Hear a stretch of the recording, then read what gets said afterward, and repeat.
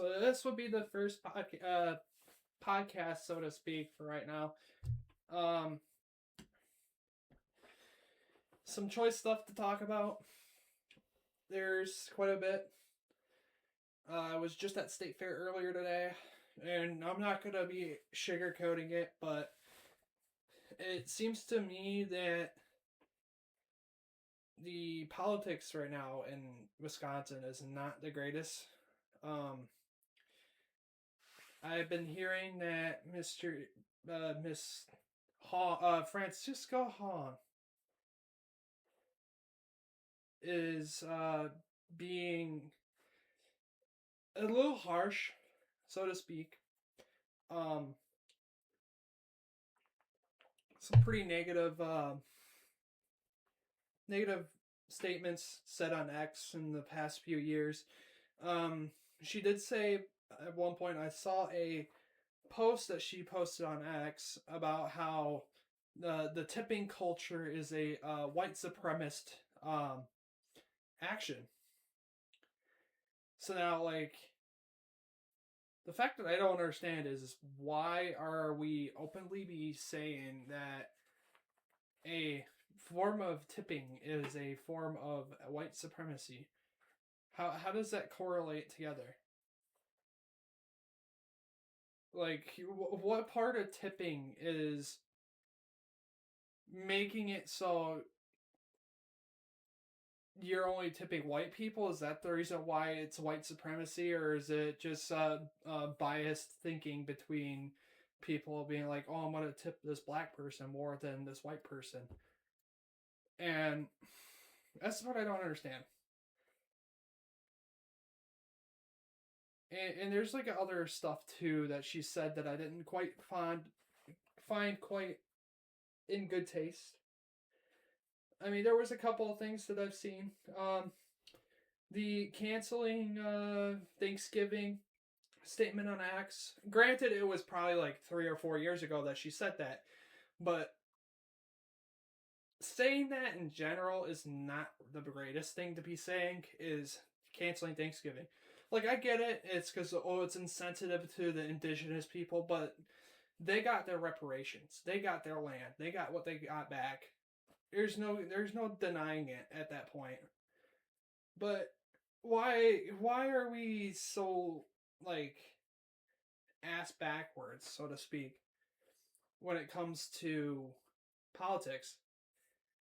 And I honestly think it's more so her being a DSA member that's causing so much issues for, like, everyone else. Destroy the Soy Boys.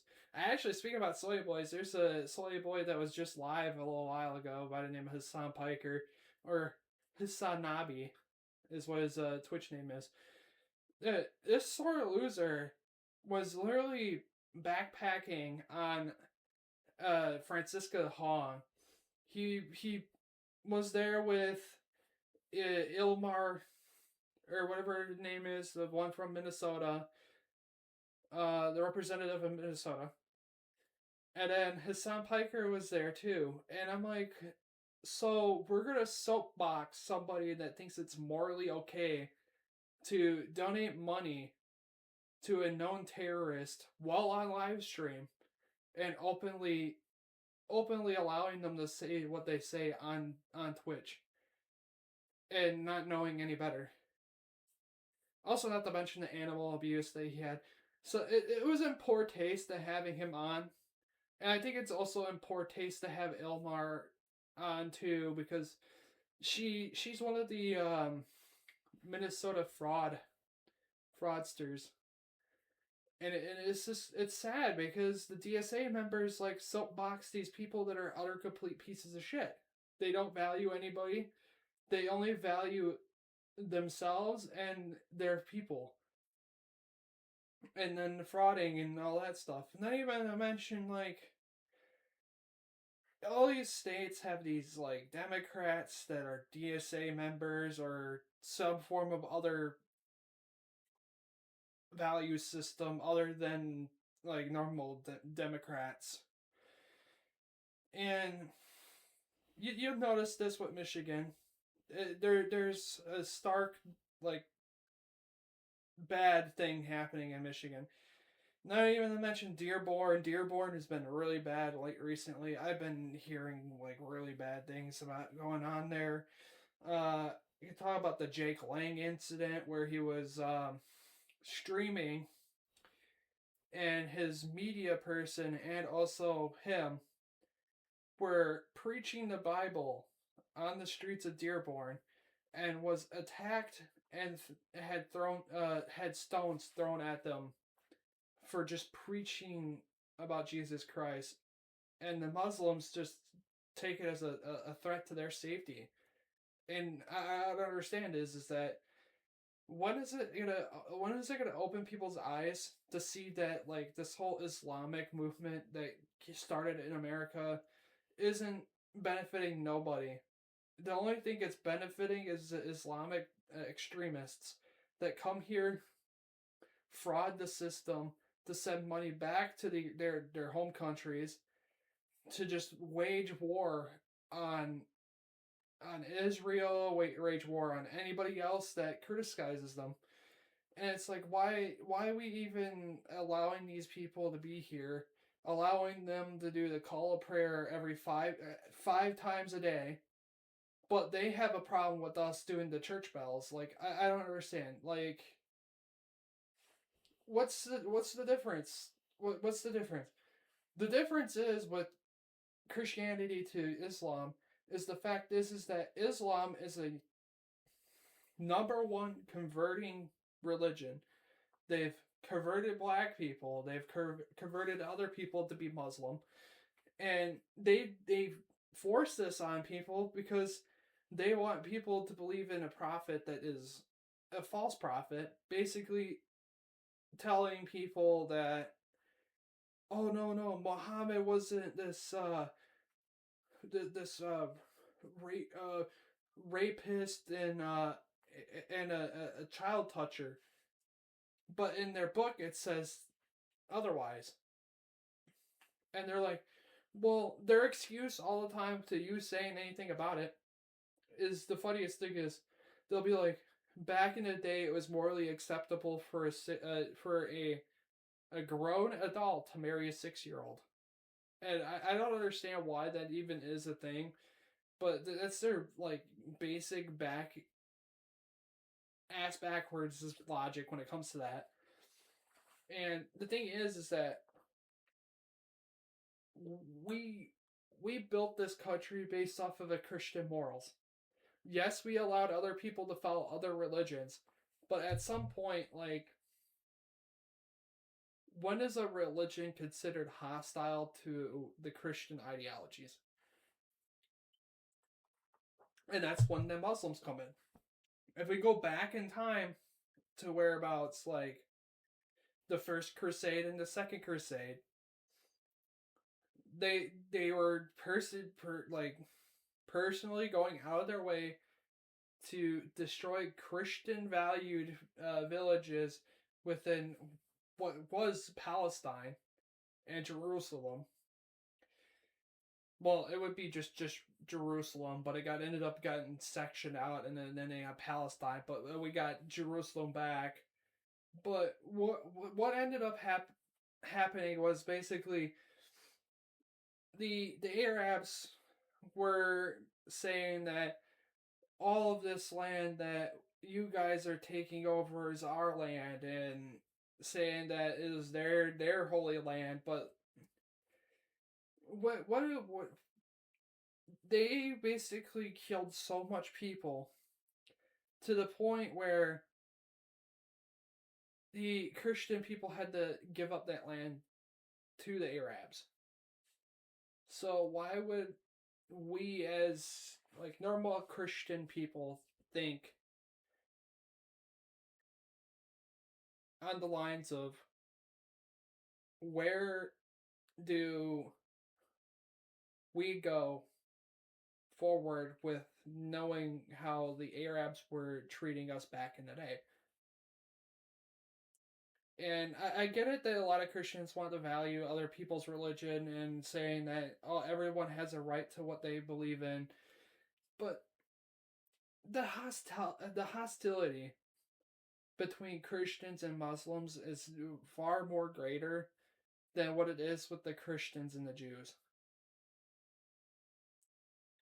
There's a stark difference between Christianity and Islam. They say they want to stone the Christians and the Jews, saying that they don't need to be friends with the Christians and the Jews, and there's no like covering them up. There's no way that they're covering up any of that that moral dilemma. What has the Christians done to the Muslims that warrant them to dislike the Christians? We've allowed them to have their land back. We've allowed them to do everything. But them coming here into America and bringing that religion and filth that they fucking built for themselves, that's where it becomes an issue. You got Muslim people coming from Saudi Arabia, Iraq, Iran, all over. Not a single one of them is enveloped into learning English. They disrespect and criticize America. They value nobody. They only value themselves. They value scamming the American system. They value nothing.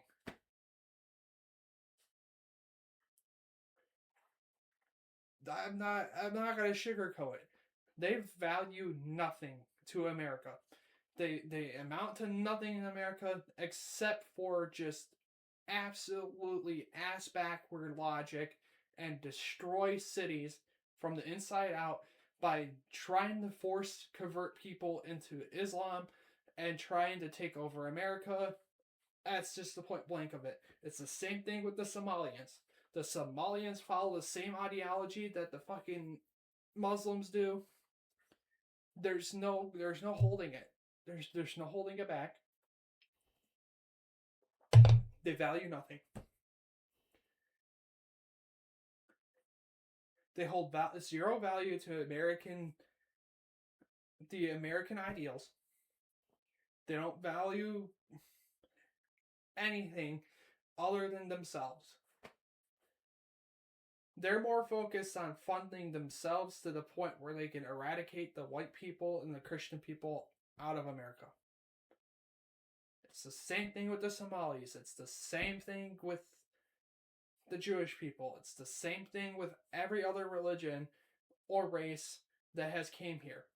The only ones that have came here that value American culture that I've noticed was the Ukrainian people, the German people, the Polish people, and any of the other people that are devout Christian countries from Europe. And I hate to say it, Europe is getting enveloped by this Islamic craze, and UK's looking terrible myself too, to me. Like, why are we thinking it's morally okay to lodge all these like criminals from a third world country? Well, supposed third world country. Technically, they would be a first world country, but they're third world because they don't have a value system that's any remotely close to American ideology or UK ideology. So they come into the country, they commit their crimes, they do all this stuff, and we're supposed to accept them. And it's just like, why bother even remotely accepting them if they're gonna force their religion on everybody underneath the sun and moon? Even if you remotely mention that you're Christian to them, they won't like you. I hate to say it. They won't like you if you're Christian. They won't like you if you're Jewish. They only value converting people to Muslim or Islam and don't value anything other than just converting people and then pushing their sin and their sinful ways and filth and everything else onto other people.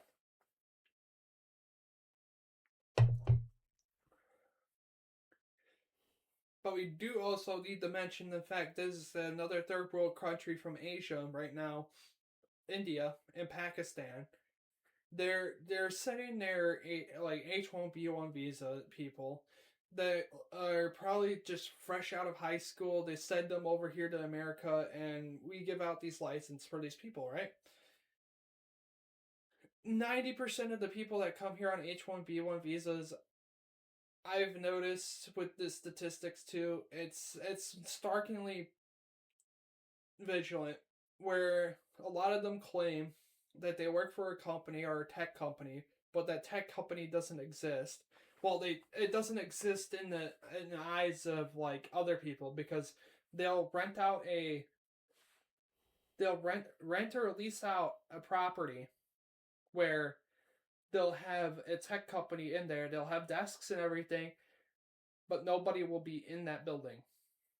And these companies who get a H1B1 worker licenses, so they get accredited so many H1B1 workers. They'll come to America.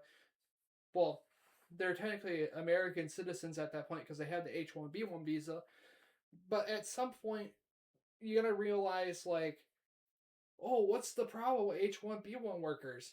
Well, they're taken away from like Gen Z population from being able to get jobs. They're grossly underpaid because they're coming here on a H1B1 visa, which makes them a legal U.S. citizen. But and then they fraud the system because they'll say that they work at this tech company, but they end up owning a business like a gas station, a food truck, and everything else.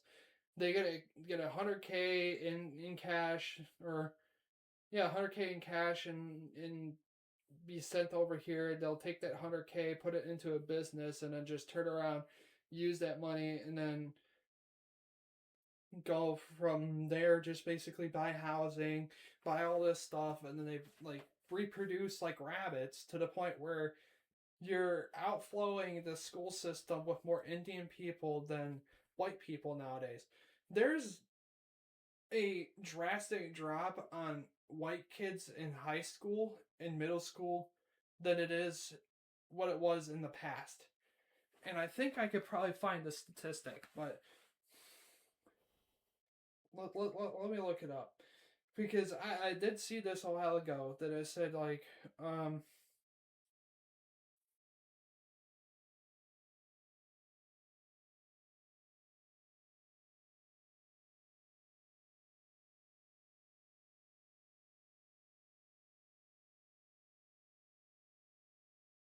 it was 2023 was the year.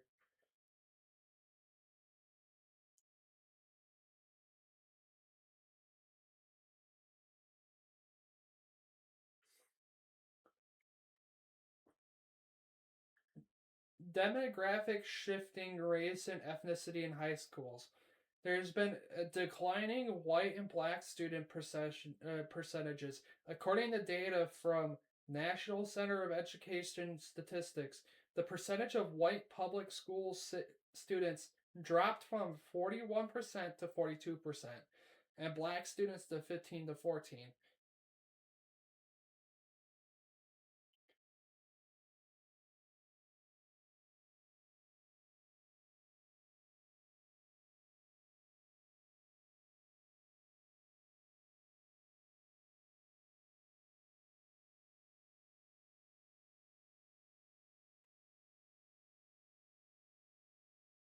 So there's 42% of white people, 40 and 14% of white people or black people.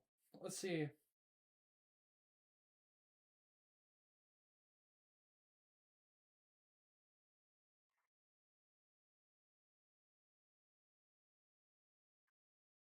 Let's see what the statistic of Indian people.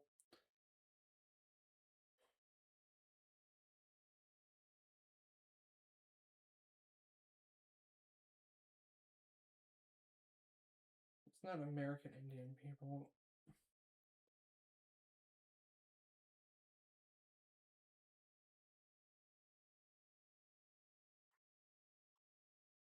Okay, let's see.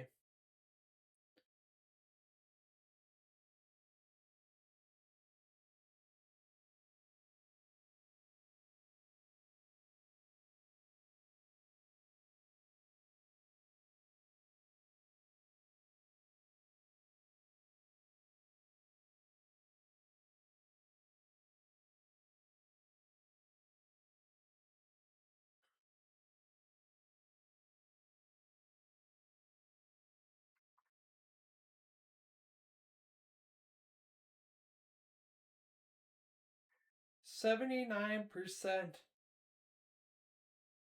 of the national average of high school enrolled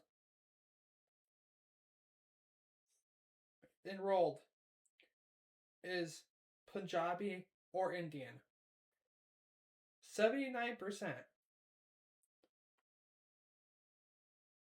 of all of the high schools is full of Indian people.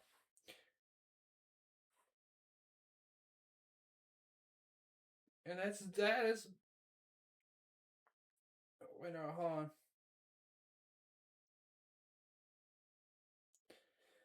Let me re-correlate that.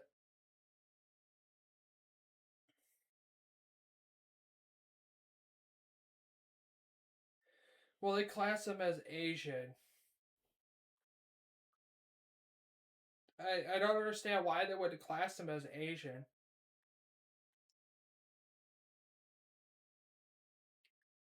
Asian students make up 4% of total public K-12 to high school enrollment, which I believe that is falsely fucking done, because I've seen so much more Indian kids in high school than it is the white people and black kids, and it's grossly fucking wrong. It is just grossly wrong.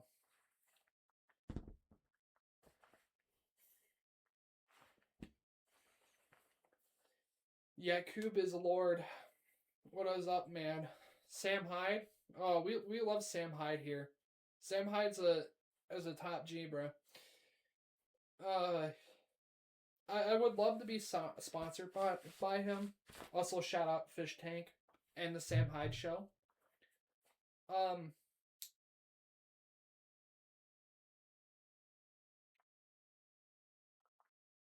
Give me one sec.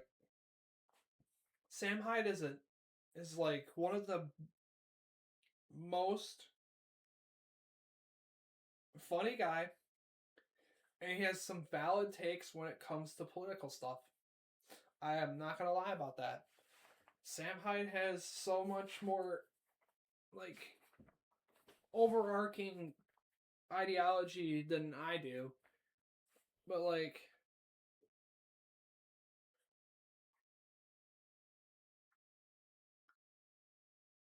I like the funnier part is that like oh he's widely associated with the far right or alt right political movements, and oh he's like he's racist, misogynistic, and anti-Semitic, and driving a hyper polarization of fan base leading to cancellation on Adult Swim of World Peace. Like I hate how like everybody fucking like dogs on him, and they were like, oh he's a neo-Nazi, oh he's all this stuff. Like overarch is that he's a really funny guy. Granted, he jokes around a little bit too much. He blackfaces. It's whatever. That was in the past.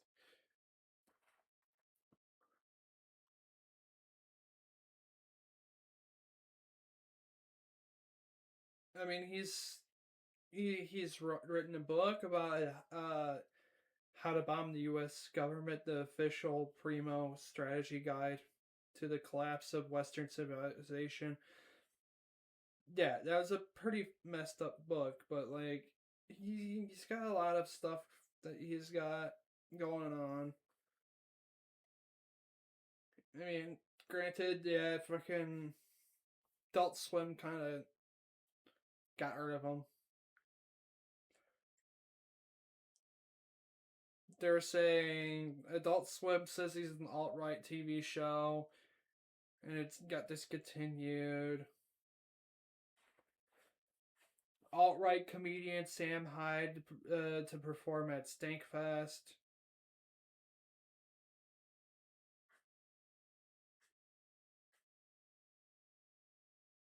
Centrist challenge Destiny to prove Sam Hyde's a neo-Nazi. That's funny. we like Sam Hyde. Nick Fuentes is okay. I mean, he's mild, but he's kind of got a mouth on him a bit. Kirk was fine. There was some stuff that he said that I wasn't too keen on, but things do happen. People change as they see things. Not everybody's the same as what they were 5 days ago, maybe a year ago. They change their pathway, as to speak, to what they feel is appropriate, what's not appropriate nowadays. Now, the extremist of it is that there's no, in my mind, there's no extreme far right and extreme far left when it comes to politics. However, both sides have their issues. I'll definitely say that.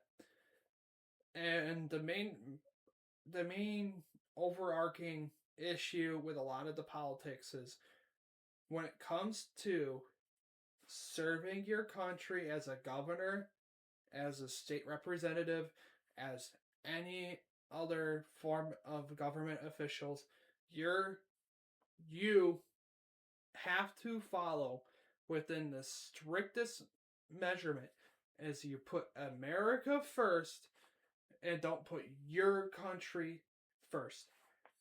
Now, when it comes to this, Ilmar, whoever, the representative of Minnesota, this they value fucking Somalia more than America. They value Somalia. Who else? Oh, Mandani values his country first. He doesn't value America first. And there should be the overarching thing of where, as a politician, you have to be a natural born U.S. citizen. And it should be the same thing from what the president has to deal with. You have to be a legal U.S. born citizen. You have to have your birth certificate. You have to be living here for over how many years? You have to be over this age. And it should be the same way with Congress, Senate, and governor and everywhere else. You should be a legal U.S. citizen. You can't be from a third world country to come here, because your mental capacity when it comes to making decisions, you're gonna literally chokehold out a state just because you value your people, your country you came from, before you value American people first. And that's why you see the overarching issue with a lot of the liberal states like Minnesota and Michigan. They allow these people from third world countries to run for their Congress because they flood in, they take over, and they value their people more than the American people. And that's why there's a lot of American people that are moving away from all these states, because they don't value the American people. They value their people first. They're openly allowing their people for frauding. They're openly allowing people to fucking convert people to Islam in their states. And I sanctuary state or not, you have to. Sanctuary states too, they're bad. Any of the states that are sanctuary, they allow everybody to do whatever they want.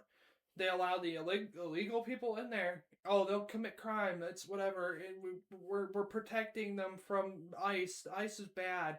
They're gonna take away our people.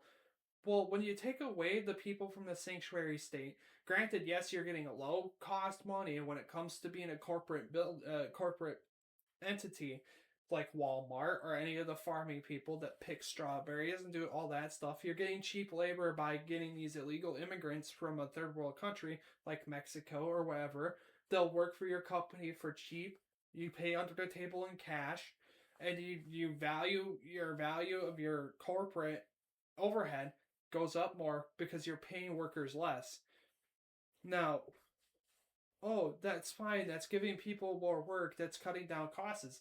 But once it comes down to cutting down costs, for the corporate's eye. Oh, that's more money in my pocket. That's what I'm gonna use that money to invest into more stuff and all that stuff. Those corporate entities don't care about the American people. They care about fucking expanding their money. Now, when you go to a sanctuary state, they have the illegal immigrants working at the farms and stuff.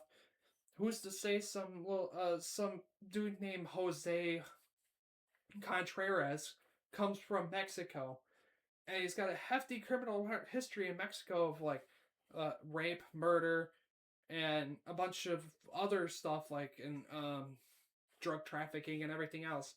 He comes into America illegally. Who's to say that he doesn't reoffend here? Who's to say he doesn't reoffend here?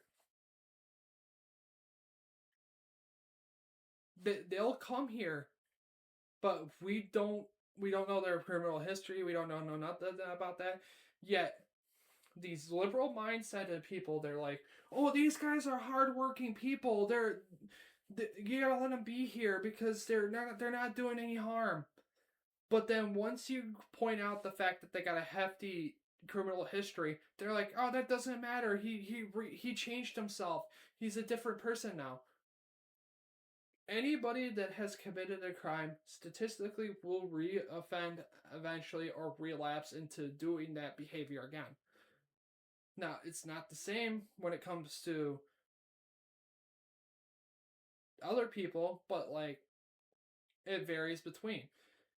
It's them having to take accountability for their actions from where they ran from, then taking accountability now. They don't take accountability of what they did. They fled from their crimes from whatever country they came from to come here, illegally work at farms, and then probably commit another heinous crime that will go unsolved because nobody speaks up about it. I mean, we could literally sit here and talk about Corey Ruiz, like 40 whole, like I could pull up his thing. He's got like 40 whole charges for through the fucking state, and he gets gunned down by a cop while he was reaching for a knife. He was trying to stab a cop. Justified use of force. Now, BLM and everybody else hopped up and was like, no, you killed an innocent man. But then once you show the picture of all of his charges, and he's already got aggravated assault. That he has threatening LEO, domestic. He's got a hefty like criminal history. I think he's got a DUI.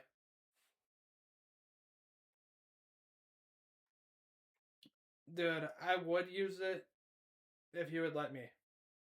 100%, I would use it. But like the BLM people, like, oh, Black Lives Matter. To me, what BLM stands for burn, loot, murder. That's all they do. Like every time that like any form of like major event involving a black person or mistreatment by police, they're always hopped up on arms. They protest on the streets. They destroy property. They destroy everything in their path. We've seen that in Kenosha. We've seen that in New York. We've seen that in Minneapolis. We've seen it in Seattle. We've seen it everywhere. Portland, everywhere. Who as a normal-minded person, especially when it comes to like the CIA and FBI, who would definitely call those groups terrorist groups? Hell, they've classed fucking Antifa as a terrorist group. I think when was the last time? Let me see.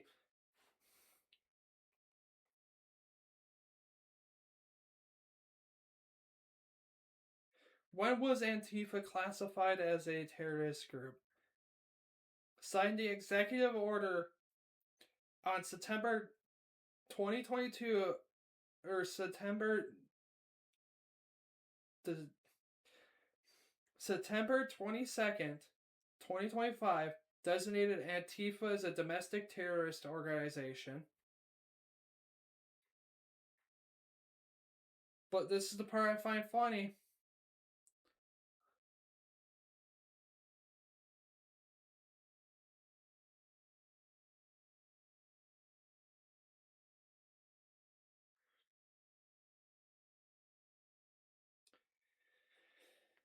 This was that's funny. Antifa was classified as a terrorist organization since 2025. Black Lives Matter is not classed as a terrorist group by United States government federal authorities. Do not have a legal designation process or official list for domestic terrorist organizations, and BLM is a decentralized social and political movement rather than a formal organization with centralized members. Funnier thing about that, they do have centralized members because they have a hefty list of fucking members that I've seen.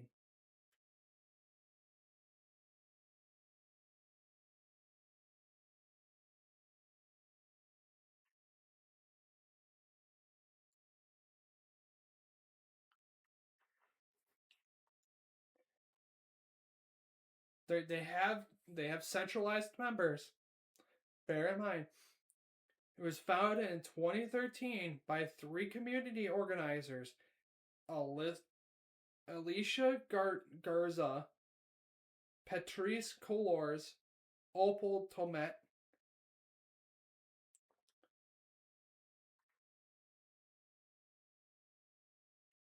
And there's plenty more people that are on the organization too. These people are like the most idiotic people. They created the initiative following the acquittal of George Zimmerman in the shooting of Trayvon Martin.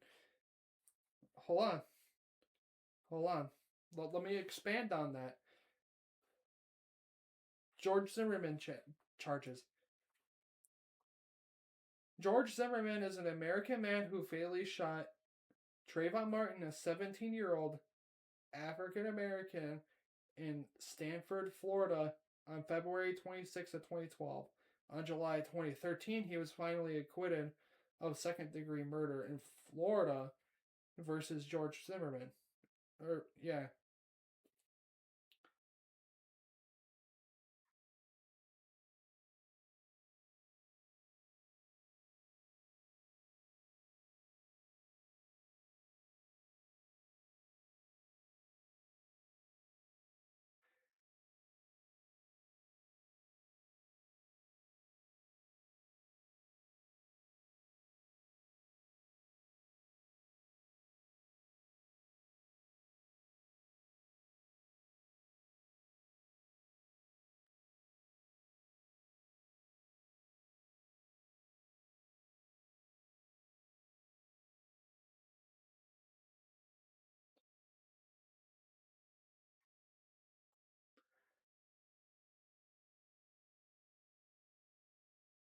Which the Trayvon Martin case is not. It's nothing to even fucking talk about because Trayvon Martin was a criminal. That's just how it was. He was suspicious. Somebody called him in, followed him to see where he was going. A fight broke out. I'm assuming Trayvon Martin started the fight because Zimmerman was following him. He instigated it. Zimmerman stand his ground. She always was stand her ground law. It was Florida. Now, what's funnier is that everybody's like, "Oh, well, Trayvon Martin was unjustly killed." He was unjustly killed. He started the argument. He pushed it way too far.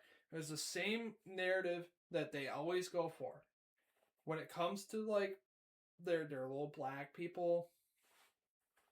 When it comes to black people, they push this whole narrative where like, "Oh, he ain't do nothing. We ain't do nothing." Uh, he did nothing. The white folk instigated it. The white folk instigated it. Oh, we're oppressed. We're oppressed. Oh, blah blah blah.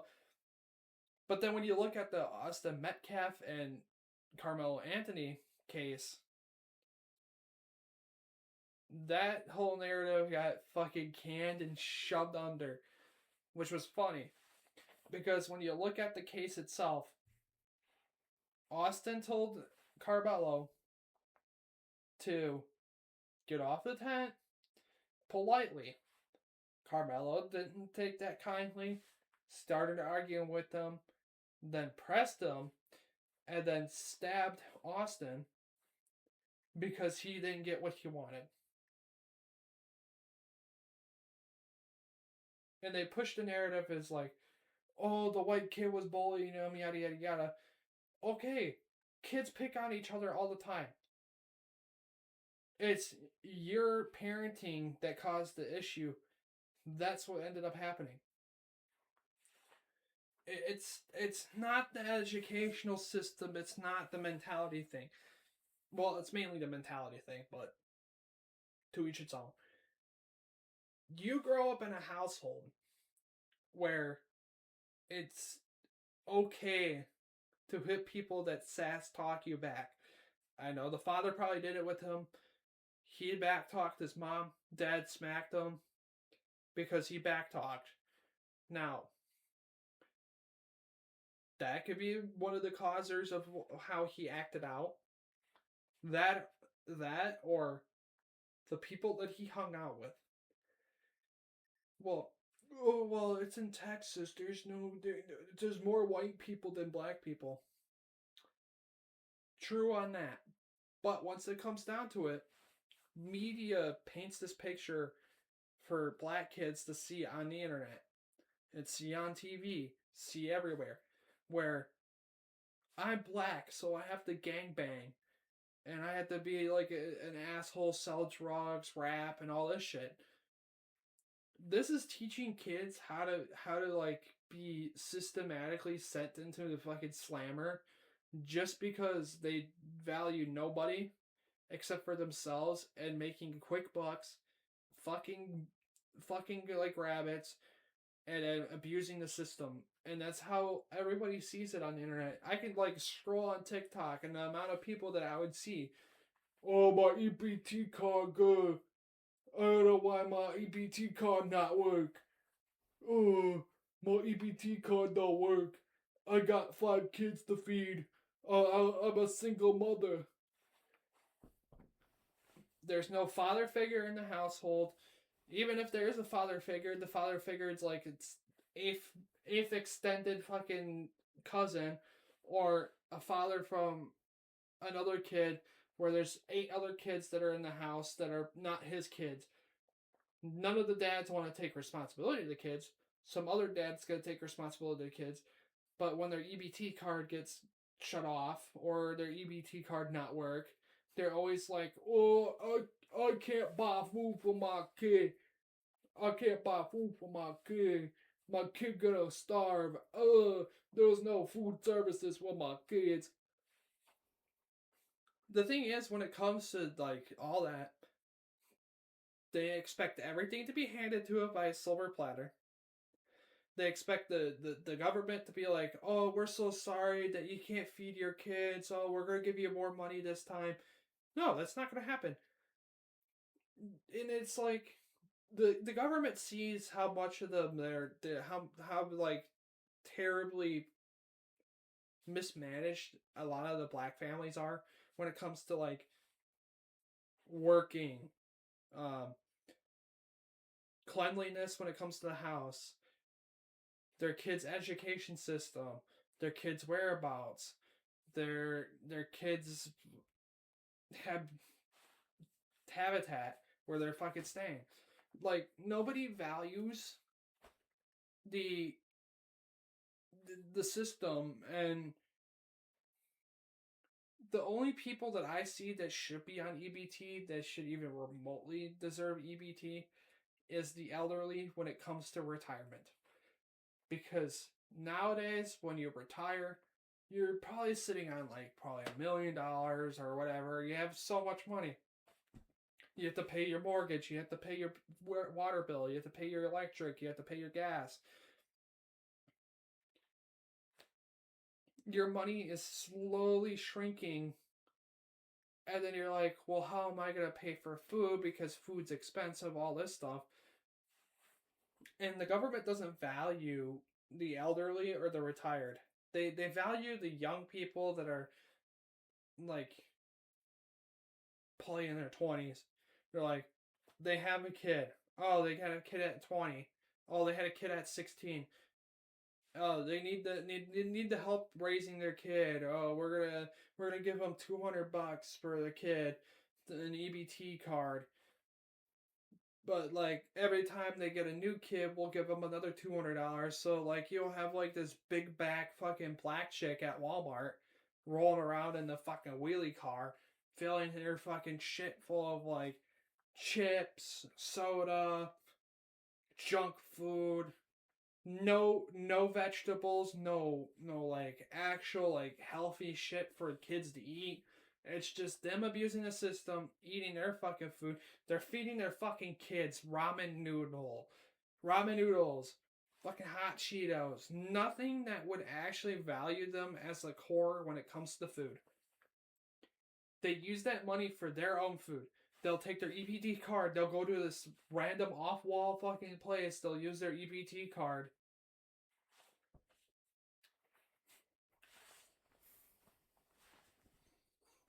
See, the boomers do get free shit handed to them. But when it comes down to it, is when you retire, your money is like tied up in a 401k, right? Their money's tied in the 401k, and then you get taxed when you take that out when you retire. Now, the issue with the boomers, they get free housing, retirement money, and shit. They get pensions. That's because all these corporate companies realized the pension program that they were giving out to these boomers was digging into their pockets, and now they won't give it to the Gen Z population, let alone higher Gen Z population, because the Gen Z population knows way better now. And Amazon doesn't value the Gen Z population. Walmart doesn't value the Gen Z population. None of these companies value anybody anymore, and it's just grossly sad that like the statistics of like the Gen Z population being unemployed is so high to the point where are these people that they're hiring coming from? Who are they hiring for these jobs that they have out? Who are they nitpicking out for these jobs? I mean, they're too busy hiring black people to work at Walmart that are incompetent to do a simple task. They half-ass do everything, and they pay them cheap because they're like, well, if we teach them how to do it this way, then they'll figure out on their own. So we're gonna tell them to stock shelves and all this stuff, and then they'll stock shelves and shit. They'll hire the Mexicans to stock shelves and shit for cheap, but they won't hire a white person because the white person knows how much their time and their effort and their education level deserves when it comes to money. That's why the Gen Z population is so hard to hire, is because they're too busy focusing on the Mexicans and blacks to hire than focusing on the Gen Z population that might be white, because they value cheap labor over good labor. And it's just why.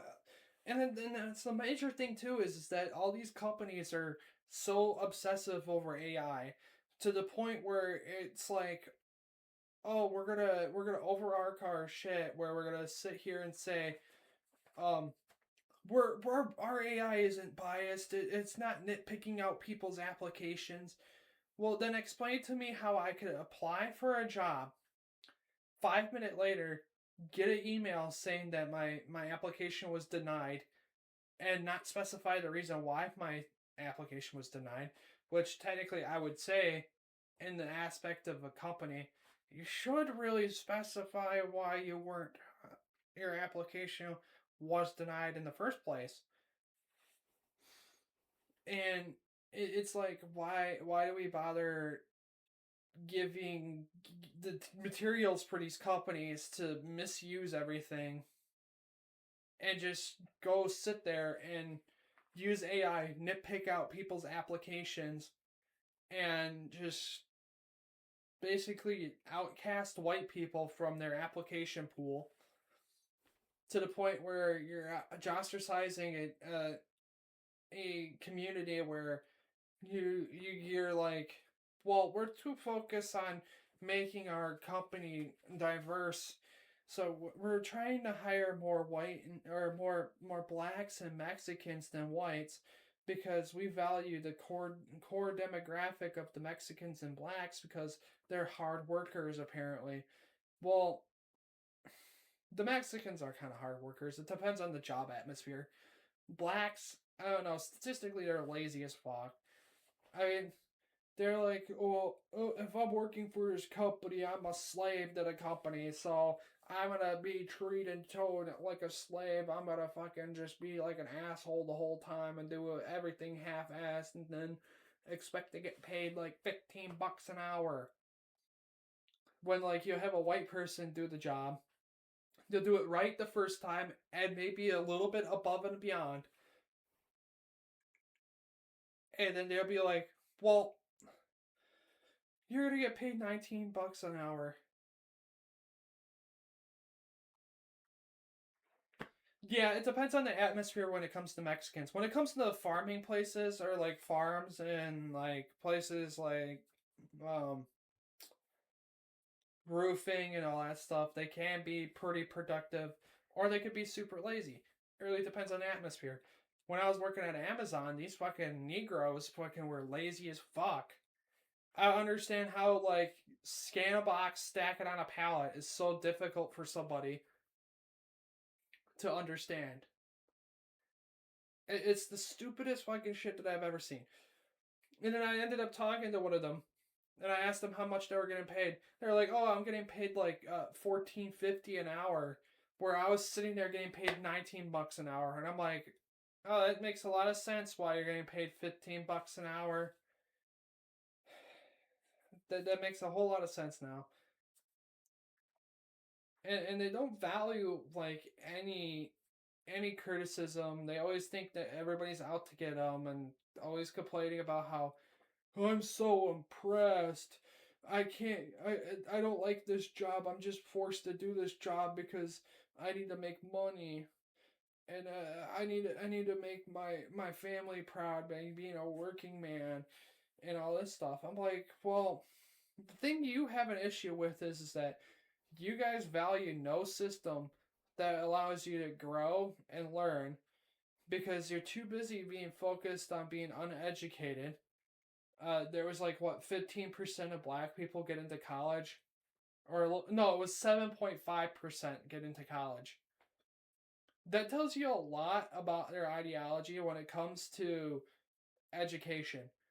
They drop out of high school, they'll start fucking like some random sleazy whore on the fucking road or on the side of the road, some random fucking chick, get her knocked up, have a child, live off of EBT in Section 8, then they'll start working at a company. They'll work there for a year, they get fired because they either A, were fucking smoking pot on the job, or got into it with another coworker, probably a white coworker, more likely than not, because the white worker asked them kindly to do something appropriate. Now, the thing is that when it comes to all that, who's the problem at that point? It's not the white person because they're if you kindly ask somebody to do something the right way the first time, you'd expect people to value you as an individual more than something to argue with. When it comes to black people, you ask them something simple like, "Hey, ma'am, could you please move out of the way?" But like, "I don't have to move out of the way. You guys fucking are annoying. You guys are fucking making me feel oppressed. Oh, you're one of them racist ones, aren't you? Blah blah blah." Even if you just kindly ask somebody to move out of the way, they feel disrespected to the point where they're obviously just finding a reason to bitch and argue. It's just black people in general. They bitch and argue with everybody without any valid reason. Just ask them a simple thing like, "Hey, can you move out of the way?" Argument. "Hey, can you do it this way, not that way?" Argument. "I don't understand why you're sitting down." but your thing is clogged, or you're letting things go past you without fixing. Can you get up and not be sitting on your ass playing on your phone and do it?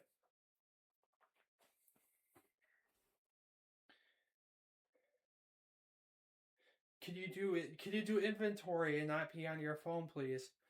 You need to be able to accurately count all that stuff, which I loved is because they can only count up to 20, but they'll mess up 20. They'll call it a dub, and then you'll be like, how do you go from elementary school to high school and learn numbers, but turn around and use fucking broken English to describe a $20 bill as a dub? I don't get it. I don't get it. But we're gonna be taking a brief intermission real quick while I can go get us something to drink. So, all right, we're back.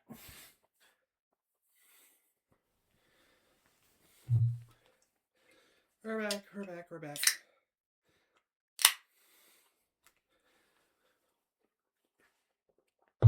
You know, I think that's just mainly just so black people don't value anybody. They value only themselves. They only find whatever reason to fucking argue with you. BLM is just a fucking front for allowing them to fucking burn, loot, and murder people. They value zero people's fucking common sense.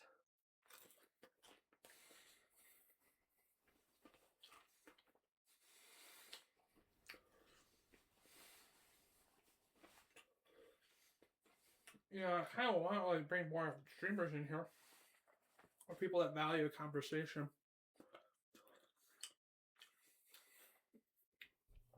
But it's a start. Overarching issues. Nobody values anything anymore. I might adjust the brightness on the camera a little bit.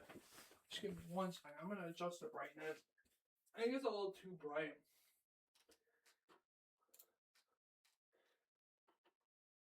Let me bring down the brightness a bit.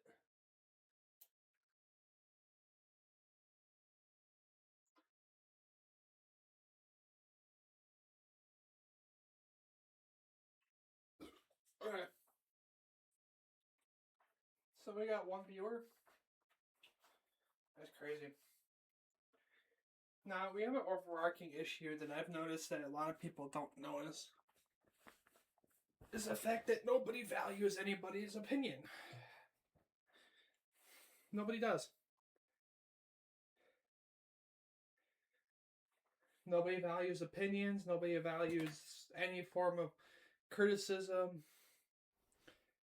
They value nobody. And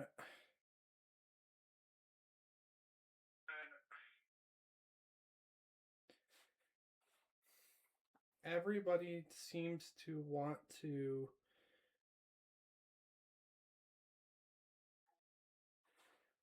have some argumentative statements when it comes to everything.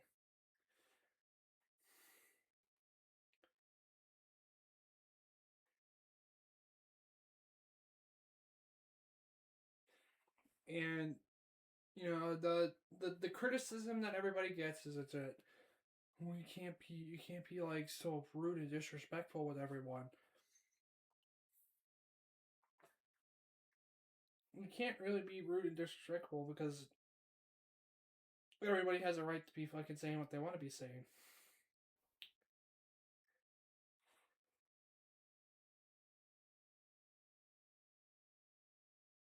And it's like, oh, whatever, you can complain all you want. You could be a crybaby.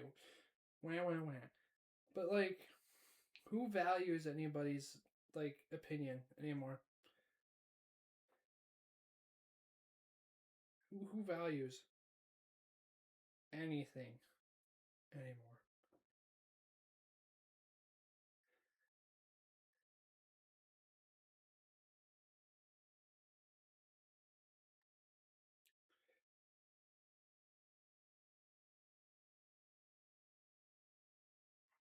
She's like, it's everybody's like dumbass argumentative fucking bullshit when it comes to everything.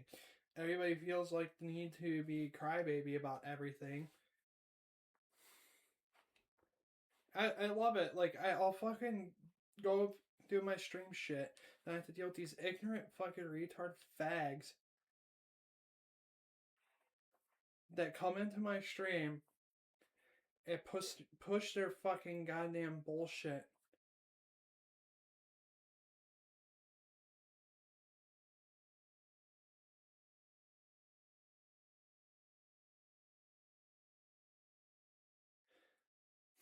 I love it when they do that. They don't they just fucking go fucking doing that. They get banned. Instantly banned. They always come in here. It's always the fucking stream bots. It's always everything else. They'll come in here, they'll bitch and complain. They'll go, oh, you want more viewers on your stream? We're fucking a stream service. We'll allow you guys to fucking buy our fucking bots to fucking watch your stream to gain people's viewers. I don't care about it. Get the fuck off my live. And I hate to say it, but like, to be honest, there's a lot of people that say like, oh, I support Hassan Piker's political views. Remember, Hassan Piker soapboxed the terrorist live on his stream and donated money to this individual. And the best part about it is he's getting soapboxed by another moron that thinks it's morally okay to soapbox somebody that thinks it's okay to put a terrorist on his live stream. Make that make sense. If you're a politician, why soapbox somebody that had a terrorist on his live stream and donated money to this terrorist and said that he has no patriotism for America, he doesn't value American views, he's too busy messing around with Zoran Mondani, pushing rhetoric on everybody, saying that the United States deserved 9/11. Why are we soapboxing this chud, loser, Democratic retard? I hate to say it. Dude's a fucking socialist retard that has zero argumentative skills to the point where he soapboxes himself in a repeated circle argument with himself.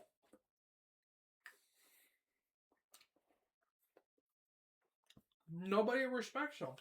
I don't respect him. In my opinion, he's an asswipe. He doesn't do anything for America except for sit there and bitch and whine on stream all the time. Bitch and moan. That's all he does. Bitch and moan about how America is messed up. They don't value other people's religions. They don't do anything except for value Christian morals. They think that every single Muslim is a terrorist, which, in retrospect, they're all terrorists. They literally fucking sit there and push their ideology on everybody and force people into converting.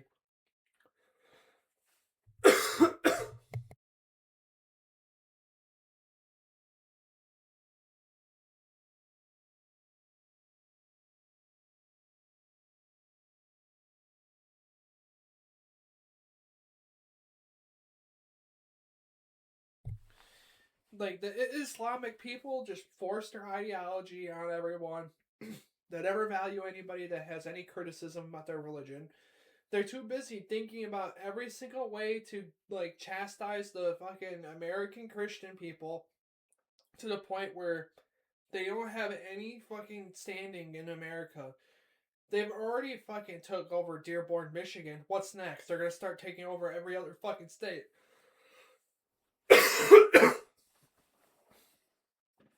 That's the part I hate. They value nobody. They disrespect American values by pushing their rhetoric. Same thing with the Hassan Piker. They push their rhetoric, and they'll get these castized, retarded fucking libertarian or liberal fucking retards that think, oh, we need to value the Muslim people because they're genocided people. No, they have a reason to be genocide. You don't read into the fuller picture of what's going on in the Middle East because you're too busy thinking one-sided. You value one side's more because, well, the Muslim people, they're kind people. They respect women. And the funny part is their argument for it is that, oh, they value women, but then when you look into in their Quran, it says it's morally okay to beat your wife and morally okay for you to have multiple wives. And also, just as funnier is, and it's morally okay to marry a 9-year-old and rape a 6-year-old. That's the part that I don't understand. And they're like, well, back in the day, it was morally okay for people to marry a 9-year-old.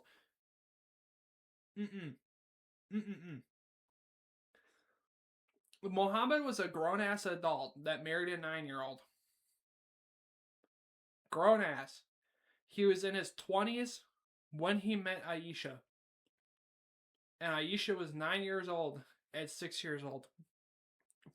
Well, 6-year-old when he first met her. I think it was a little bit younger, but I'm not 100% sure on that one. I have not read the book, but I've read usurps from people that tell me, like, look at this quote, look at that quote, that just basically summarizes their ideology and how they value people. There's a beautiful quote from one of them, and it's from the Quran. It says, "Don't be friends with the Christians and the Jews." And the thing is that with the Christian values, it says love thy neighbor. But who's really your neighbor? And if your neighbor follows the Christian values, they're your neighbor. If they value a different religion, they're not your neighbor because they don't value Christian morals. Those are not your neighbor.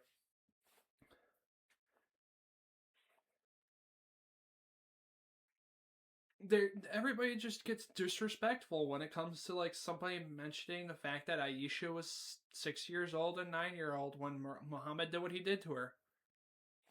And it's sad. It's sad. Nobody thinks for themselves anymore. They're too busy listening to their fucking retarded fucking Jew bag fucking Ben Shapiro before listening to anybody else that has any form of criticism that's not biased or overarching, the point where it's fabricated statistics than actual legitimate statistics. And actually, speaking about fabricated statistics, has anybody seen the magical statement that a couple of cities made? I don't remember what cities it was, but there was 2 cities that they misused the DOJ system to book in people. So they were booking in black people as white people to bring down the black crime lower than what it was, to get back funding from the government because they were trying to get funding for their police department. They've overarched it to the point where they were classifying black men as white just so they could get their statistics down to make their city look way better for the government, the DOJ, to see. It'd be like, oh, they're doing better on their crime. Their statistics are way lower than what they should be. But then when you look at the processing pictures and the mugshots, you'll see black man classified white, black man classified white, black man classified white.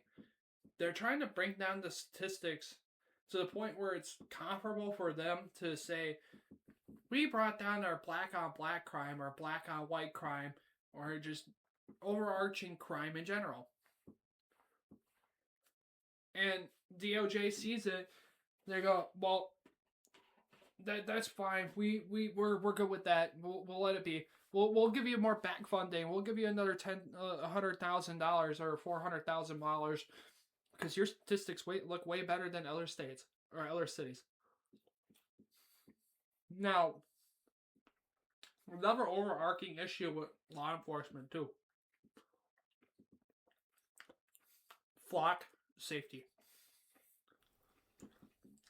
Now,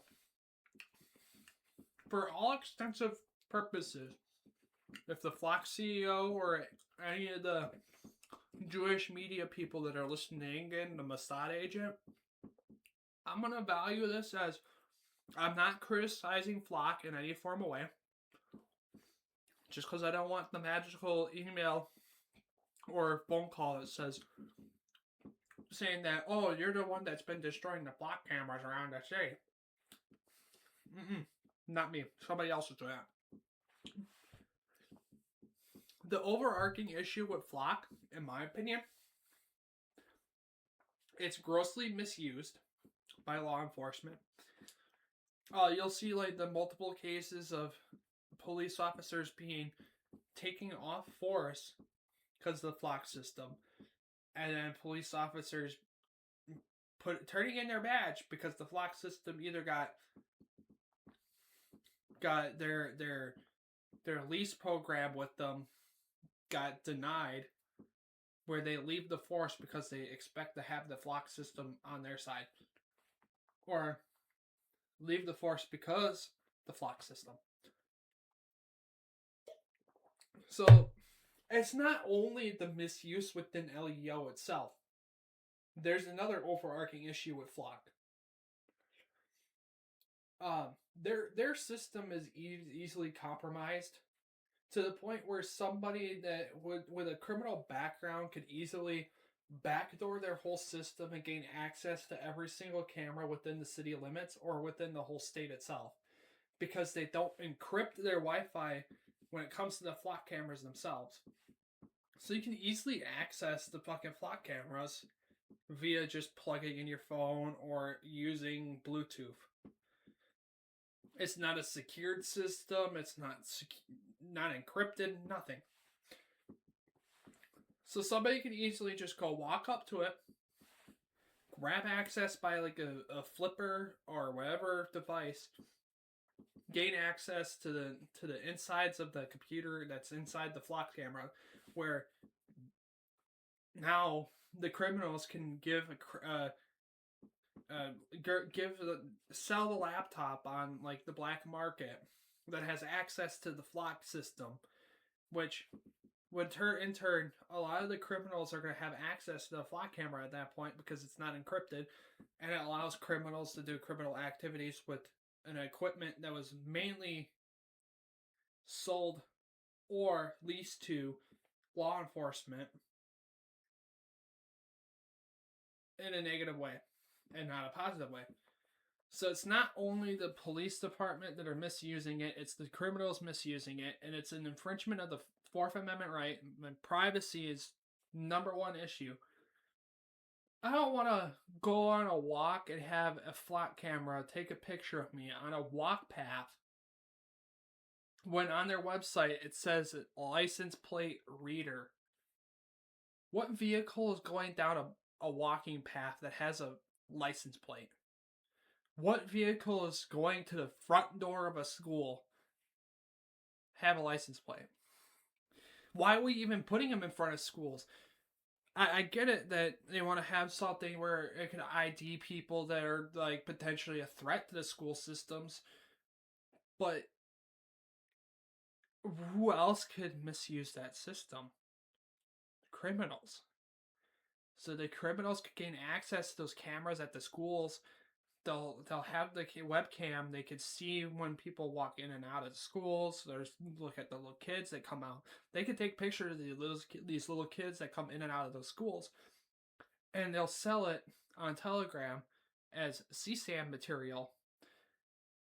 Who's the one that's going to be in trouble for when that happens? When the flock camera system gets so diluted with a bunch of criminals using it. Flock's not going to take responsibility of it. They're going to exclaim that, oh, the people that were destroying the flock cameras are using them in a negative way. Those are guys are terrorists. They're destroying our property.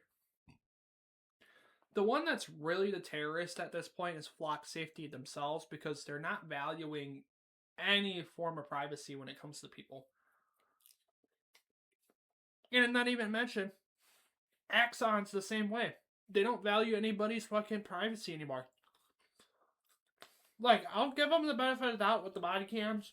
The body cams I'm fine with. But another thing that I hate, Axon's trying to get onto the bandwidth of the LPRs, which they're probably using the same proprietary system that Flock's using when it comes to their license plate reading software.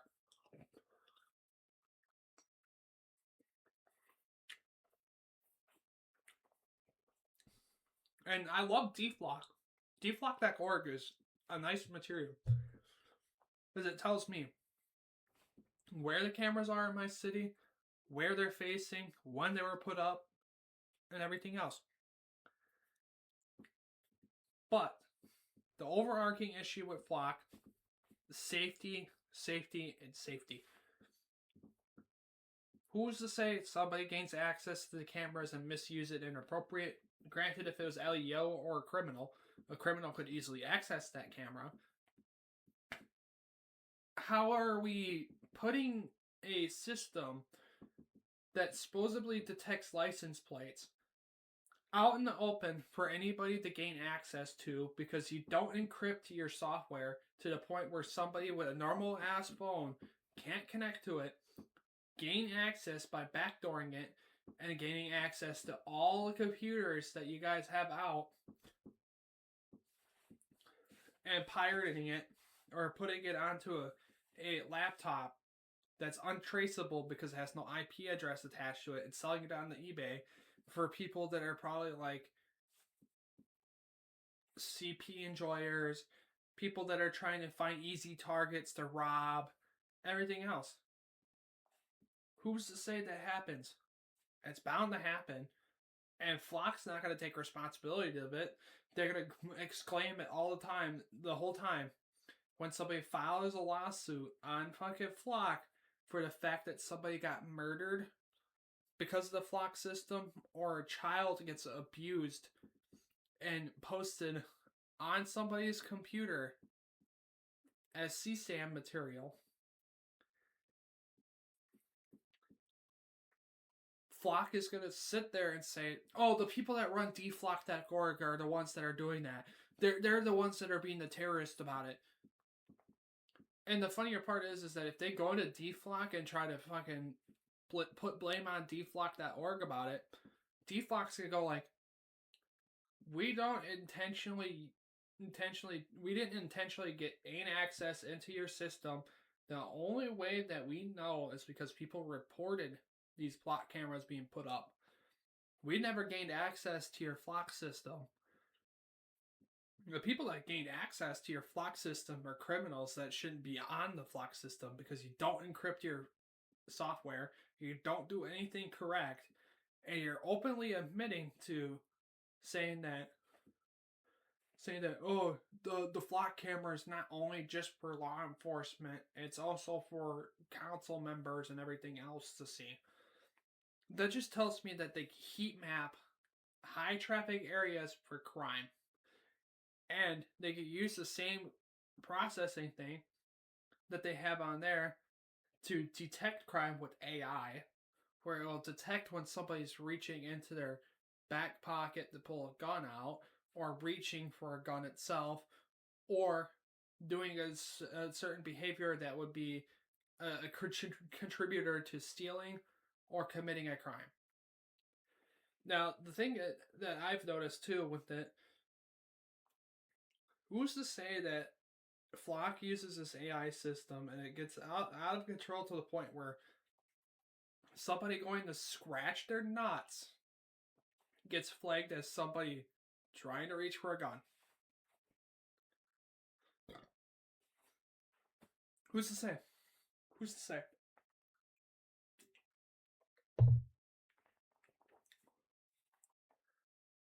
Yeah, there's a major overarching issue with Flock, and it's just the safety aspect of it. And the thing is that all these new news network companies aren't gonna fucking be open to talking about how they feel that the Flock camera system is not a safe program.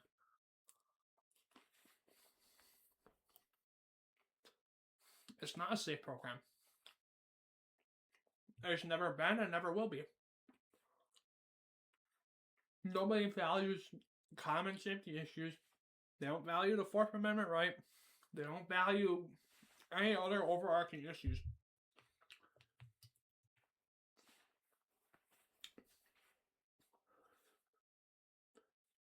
That's the part I do not understand. As government officials, we should be looking at these companies as if, like, you're handing me a contract saying, hey, we could put X amount of our Flock cameras in your city to help you guys mitigate crime and detect people that are potentially about to commit crimes for $40K for 20 cameras. But when you as a council member sign off on that and you lease out these cameras, who are you valuing in that book? Are you valuing your safety because you can change your license plate every other fucking month because you could get a new vehicle cheap and easily? And Peter Thiel's notorious for doing that too. He's notorious for doing it too. The creator of Flock, he goes around, buys a new car every other day, changes routes every day, and also doesn't like his system that he had created because he doesn't want to be another added point data into the fucking system itself. He wants to be invisible to his own system. Completely invisible to his own system. That tells you how he feels about his system. He doesn't want to be fucking recorded. He doesn't want to be viewed by LEO. He doesn't want to be viewed by anybody. Yet he's hiding the fact of it is he's like, oh, this is more secured safety for the people of your city, for us putting our cameras up. Who's it? There's no safety in it. You're putting up cameras that are not encrypted at all, easily accessible to people that could like use it for crime. When is it gonna be like, I am a council member and I signed the bill for this, but I don't value anybody's safety because we're gonna misuse it.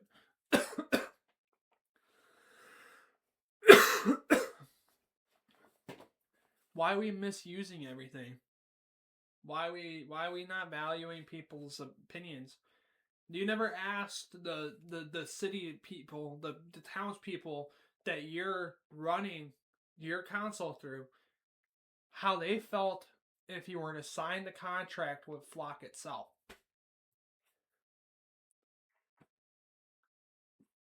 How do you value your city when you don't value talking to your people? Like, in my opinion, my city doesn't value me as a member because they're too busy wasting their money on needless things that don't matter. Like, why do we need a whole new fucking swimming pool for a high school when we had a perfectly good one that just got replaced and built? Or just got replaced and redone? Why do we need another pool? Why do we need to like rebuild a whole park that barely anybody uses? The only people that ever use that park is to go down to the bottom of the beach and sit there and drink their alcohol and hang out and have fun with their friends while swimming and doing whatever. They put a whole giant bike path and all this shit. They spent all this money on that. They spent all their money on rezoning a farmland that you take away from like a farmer that was probably there for like 20 centuries and like 5 different generations owning that farmland. You take it away from them. You give him a lump sum settlement for selling his land to you, get it reclassed as a fucking commercial, or not reclassed as residential, and put more housing there. How you value your people when you're going to be sitting there running your mouth saying like, "Oh, we're gonna get more housing. We need more third world country motherfuckers in our goddamn city because we value the Muslim people, we value the Indian people, we value everybody except for the white American people that are born and raised here." They're too focused on third world country pieces of shit that come here, jazz-size fucking American ideology. They jazz-size the American fucking goddamn Constitution and disrespect white American people because they don't value anybody, because they think every fucking white American is Christian and have a high hope in Christianity, when majority of the Christian people aren't even that bad in the beginning. But a lot of the white people, not all white people are religious. There's atheist people, there's a bunch of other people. But these third world country motherfuckers always assume that white people are fucking Christian. They have no moral standards. They disrespect women. They disrespect kids. They disrespect the fucking American Congress. They disrespect the president. They disrespect everything. They disrespect the land that they are living on by littering, destroying it, by adding more houses to bring more of their inbred people that come from a third world country that are inbred to the point where they're mentally retarded into the country. And it's like, why do we have this overarching issue where, oh, America was built by immigrants. Yes, it was built by immigrants, but it was British immigrants. It was British, Polish, German. It was Irish. It was mainly white immigrants that came here that built America. Not the Somalian people, not the African people, not the Muslim people. And even, like, the overarching thing is that these third world country people don't value American ideology. They don't value the American system. They disrespect it every time. They don't. They do this all the time. They criticize. They chastise people. They assume everybody's Christian that talks to them that is white. And my favorite thing is that, well, there's like a bunch of black Muslims. Well, they converted because they were in jail. If you convert to a different religion, you get special privileges by the fucking U.S. jail system, where you could get a rug, and you get to leave your room when call to prayer comes.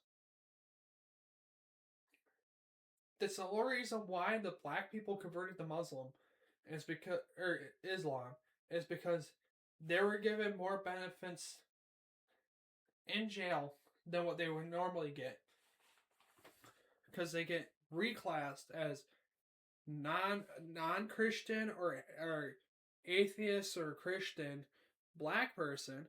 But if you get reclassed as an Islamic Christian or Islamic person, or somebody that is into the Muslim faith, you get reclassed. You get to hang out with the Arabs, and then you'll get lesser time because you converted. because they'll find a lawyer. They'll find somebody to bail you out. They'll be like, no, you don't have to pay me because you converted. We're giving back to you as Allah would give back to you.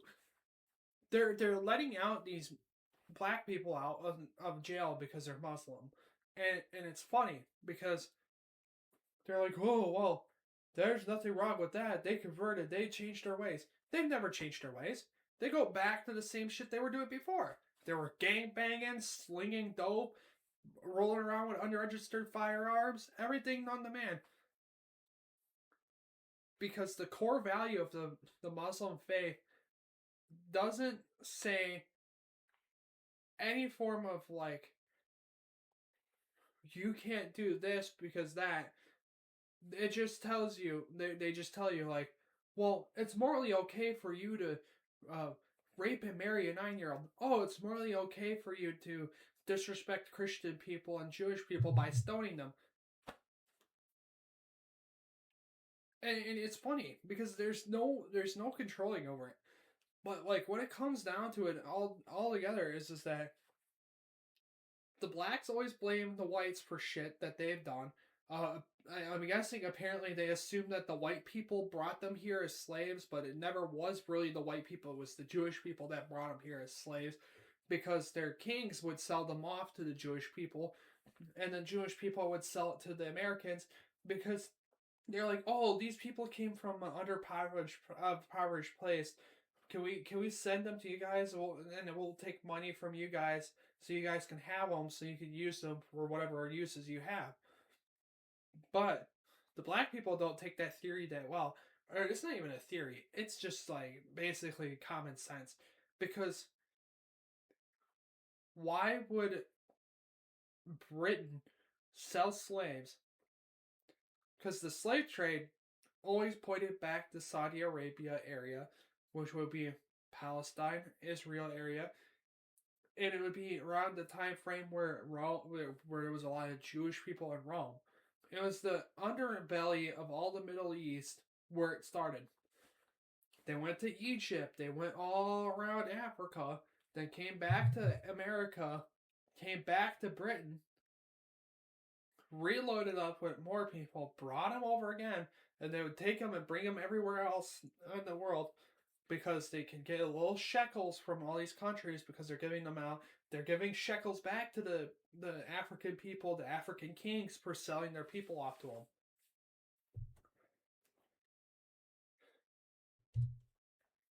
Because a lot of the white people in America were Christian. They didn't value the value of it is that Christian people wouldn't dehumanize people, just perceive them as a object. They perceive people as people.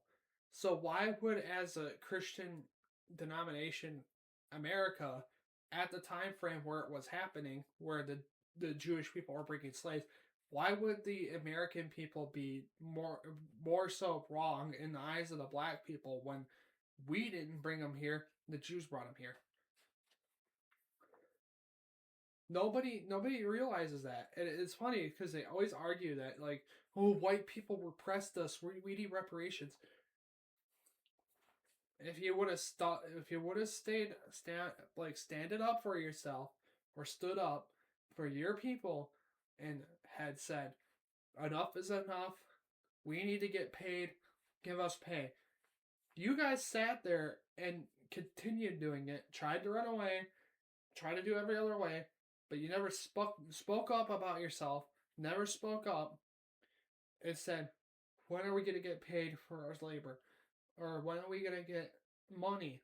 Or when are we going to get food or housing for doing this job? Guys, fucking, like, you gotta remember, your generations before, if they may have been slaves, the education system didn't value people from a third world country at that time. They weren't allowing black kids into schools. They weren't allowing a whole lot. And it just shows the overarching issue was you came from a third world country, you were undereducated, you didn't know what you were doing, you were just thrown on a boat by your king saying that you're going somewhere else. You came here, Okay, that's fine.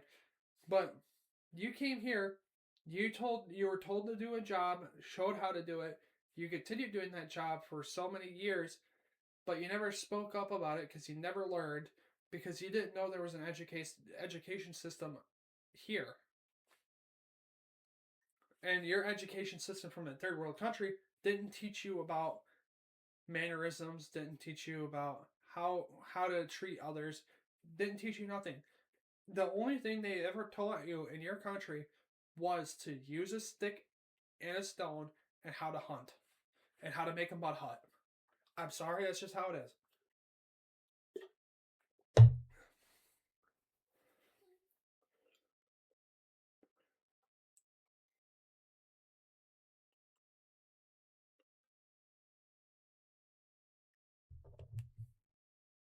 I just got a message from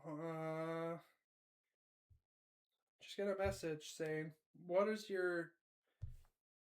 My friend just said, "What is your thoughts on Israel?" You know, my opinion about Israel, I kindly don't like Benjamin Netanyahu. He's kind of an ass fuck in my opinion. He doesn't he doesn't value anybody that criticizes him. He's too focused on saying that the Islamic people are terrorists, which I don't blame him about that one, but his justification for everything he's doing is just not in the sense of morally okay. Um, what would justify you to say order a bombardment of missiles to a hospital full of kids and adults and everybody else in that hospital? Why would you target that over targeting the people that are probably the ones that you're mainly looking for? Because you don't use your intelligence and your people to find where they are hiding. No, they rather take the drastic route by trying to flush them out by destroying key assets to them, like a hospital, like a school, like every other fucking thing that would even remotely show any form of children or people that are innocent. They're just basically trying to flush out the people that they really want to find. But who's really the major issue at this point? Israel or Palestine? It's both. It's both in my opinion. Both of them always are causing issues.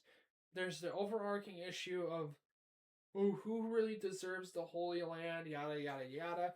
There's no unity. Uh, the the Christian people in Jerusalem, they're too busy not saying their word in the whole Israel Palestine thing. They're too busy trying to hold themselves together to the point where we're holding it back until something happens or until somebody does something about it before we could do anything. Whatever happened to like the devout Christian people that valued protecting the land, the Holy Land, from those who cause harm? Like the Crusaders, all the Crusaders that valued the Holy Land and protecting it from those who are destructive to it. Where did that go? Where did that value go? I know it got lost because they were overarched and the Christian people were over enveloped by Arab people when the Arab people took over and called it Palestine, but still left Jerusalem alone. Well, they gave Jerusalem later on, but those Crusaders ended up moving to Germany, everywhere else. Where are these people that would value protecting the Holy Land from utter destruction. They've been targeting Israel's been targeting Christian mosques or Christian buildings and Christian monuments and all this other stuff. What are we? Who who is the like not noticed this from ages ago? Like, why are we allowing this to happen? Why aren't we having a holy war? I mean, somebody has to step in and say something about it. The Pope ain't gonna do shit. The Pope is too focused on whatever else shit that he's doing. He doesn't want to say anything about the whole Israel Palestine thing because he doesn't want to envelop Christian people into it because they don't want to start a holy war because they don't see the value of doing it because they got the Vatican. And none of the people in Jerusalem that are Christian value doing a holy war because they're under. They don't have the forces to do so. So we're in a predicament where there's no mediator in the war that is, and it's more so a holy war or a civil holy war between the Jews and the Muslims. There's no mediator. There's nobody having a talk and sit down with the religious idols that they have. Who's the major like the major people that are within the religions? There needs to be a sit down between the Catholic Christian churches, the Orthodox Christian churches, and the Muslim churches and the Jewish churches have to like sit down, have a mediator in between, talk terms or Thames, and then get the shit sorted and done with. In all actuality, the more so of it is that who values the Holy Land more than the other? Is it the Jewish people or is it the freaking Muslims? Nobody values in it. It's just land apparently to them. There's no correlation to like holy scripture. I mean, it's literally like who wants the land more than the other because they LARP and say that like, oh, my prophet was born in this city and yada yada yada. My prophet was born in this city, yada yada yada. This city belongs to me. Well, that city is a holy place for our prophet, and you guys that are encroaching on it because your prophet was never here. Your prophet is a false prophet. Well, your prophet is a false prophet.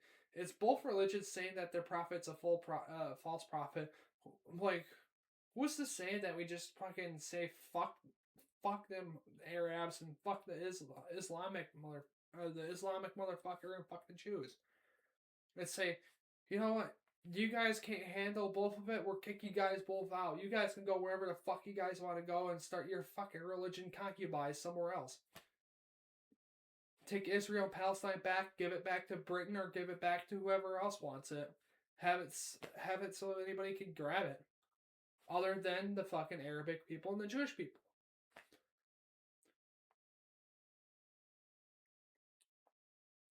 In all actuality, in my opinion, Israel and Palestine should be a fucking Christian state. Or a Christian country.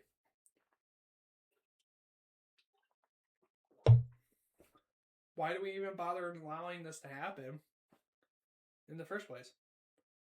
Nobody values anybody no more. Everybody wants to fight each other because they have different ideology than other people. It's the same thing with America right now. You can't have a sit-down normal conversation with somebody without having somebody be like, well, you're just a fucking Republican. Oh, you're a Democrat. You're leftist. You're a piece of shit. You're probably voting for Hong. Oh, you're probably voting for Tiffany. Like, dude, you fucking voted for Trump. Oh, you voted for Biden. Like, what are we doing? Why are we attacking each other because we have our own views? Why are we sitting here valuing criminals that are getting like killed by cops because they want to overreach themselves or reach into their waistband while fucking running away from the cops? Who's to say like why are we crying about people that commit crime? Why are we crying about how oh we need to get rid of these people because they're fucking well, the illegal people that shouldn't be here are criminals already from the beginning. They come here to seek asylum from their shady past that came from their country. And we don't know anything about them because the country doesn't fucking specify nothing to us because no country wants to give us any fucking criminal background with these fuckers because they won't.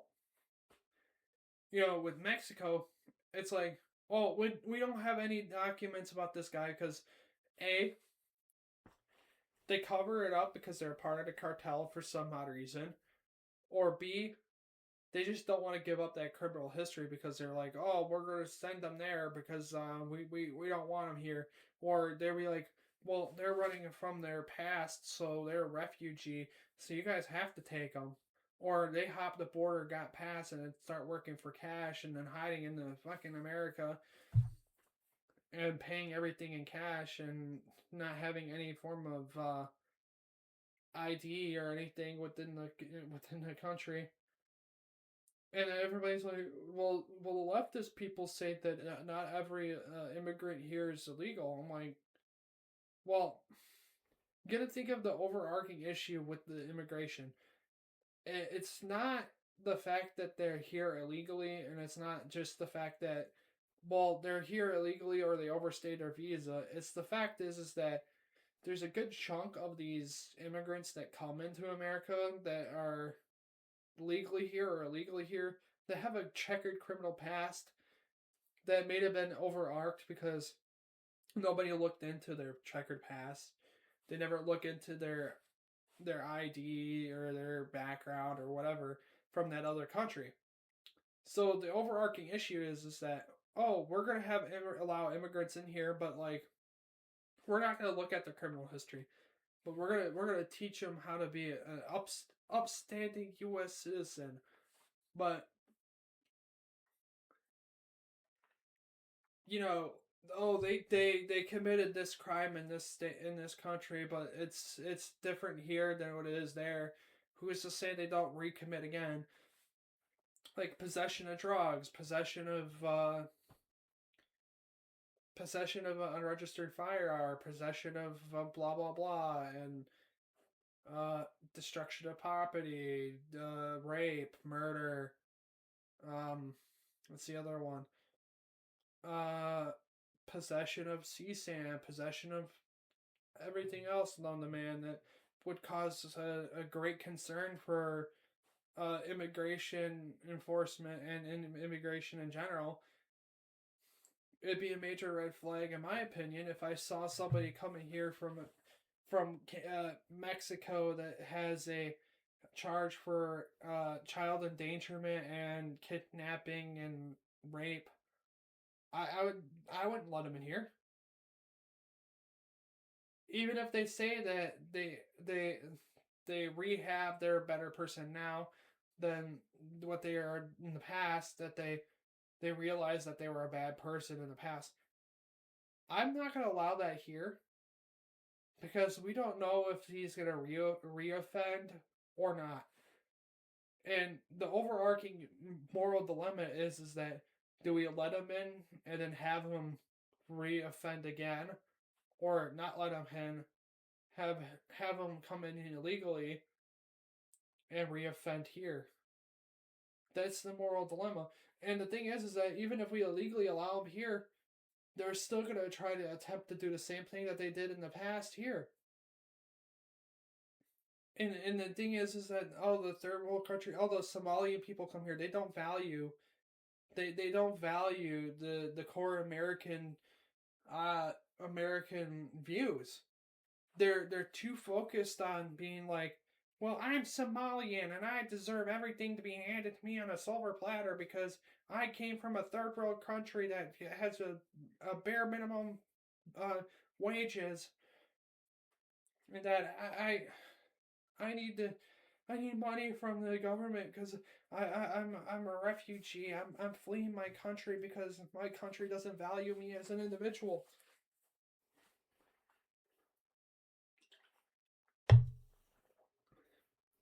And not even to mention that fucking Somalians with like their IQ levels like statistically average as like 67.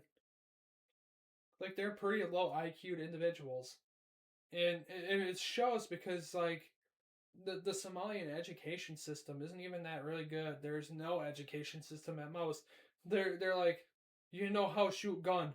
You go shoot gun. You come on boat. You rob boat. You aim gun at boat. You tell them give supplies or else we kill everybody on. That's how they train their kids. They train their kids to be like, you take over. You become captain of ship. You take back to country. You give supply to country members because you give back. Like I don't get it. Like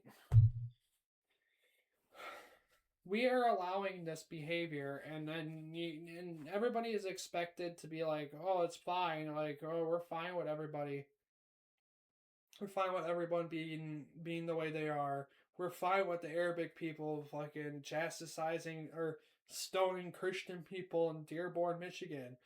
Oh, we're fine with the Somalian people scamming the system, and then and also running for representative for states that they probably just came here. Uh, let me do my little look up here.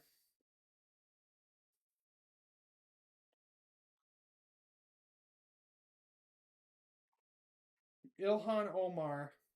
Let's see, 43 years old.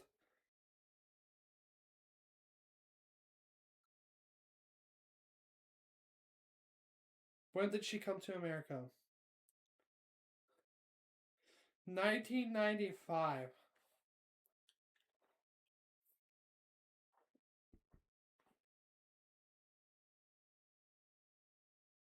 1995, before arriving in Minneapolis, she became a U.S. citizen in 2000 at the age of 17.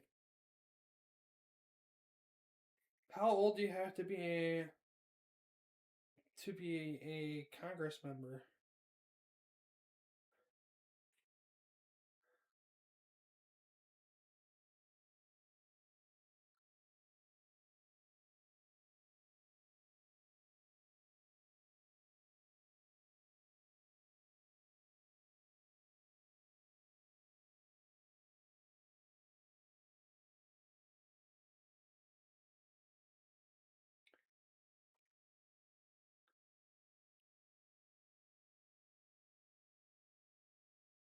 At least 7 years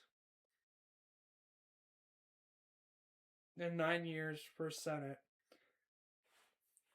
So technically, she's a legal citizen, but she doesn't value the core fucking American standards when it comes to all that.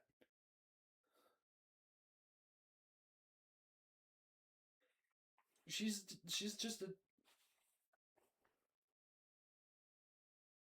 why here name stolen from wow. Ilhan Omar. I mean, she's married to one of her cousins, I believe.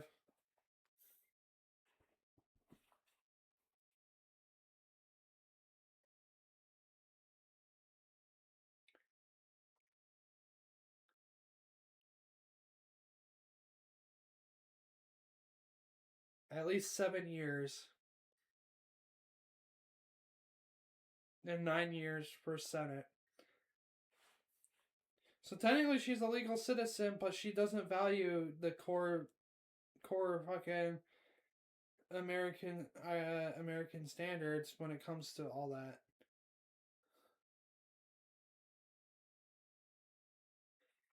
She's just a why here name stolen from wow. Ilhan Omar. I mean, she's married to one of her cousins, I believe.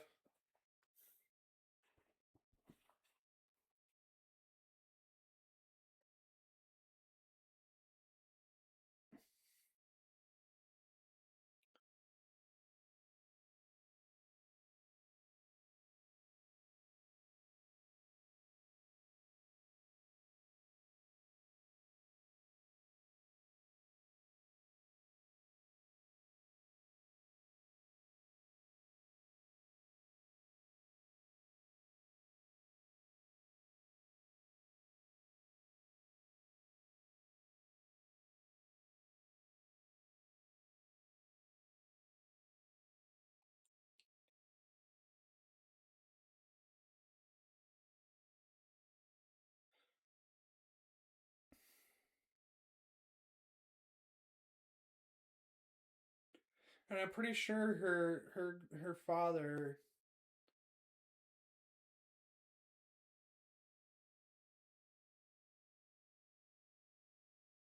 was a terrorist.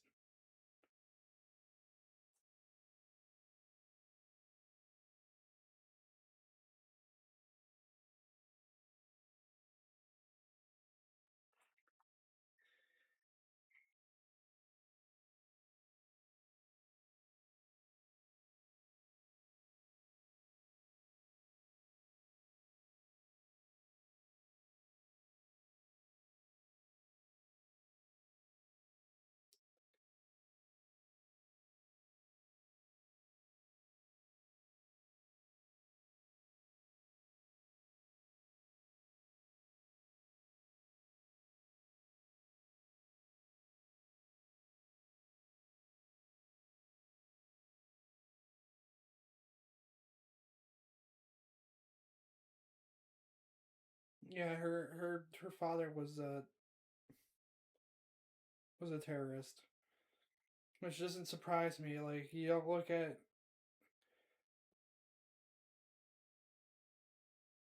yeah, Fahuma Akbar Habib Hussein died when she was 2.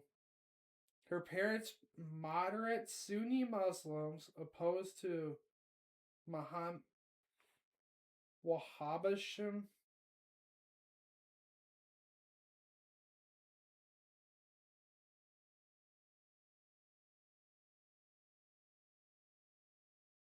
Yeah, she's like her family's a careered bunch of fucking idiots.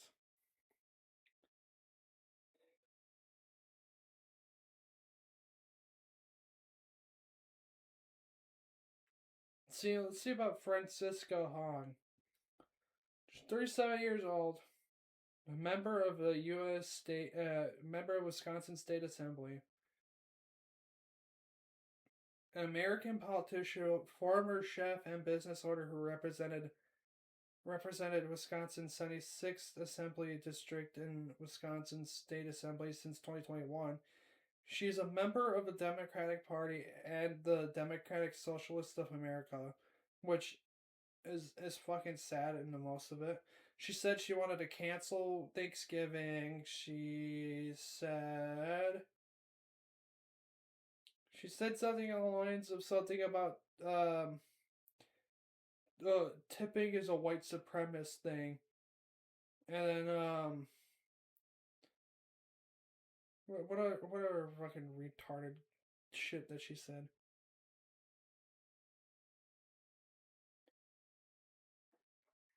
Oh, she said she went to go get food and that some old dude that white people are insufferable and everything else. Like she has a mouth on herself, and then she's like nobody takes an account of what she says on Twitter. Doesn't take an account for everything else. She poster child's fucking Hassan Piker. She poster child fucking Ilhan Omar.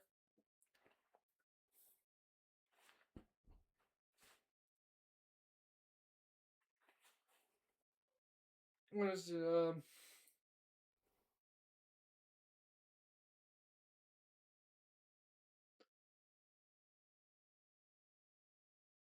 She was sued by Capital One in late May of 2026 over nearly 30K in unpaid credit card debt. Her campaign stated that the debt stemmed from pandemic era business and living expense and has been paid in full. She's in debt.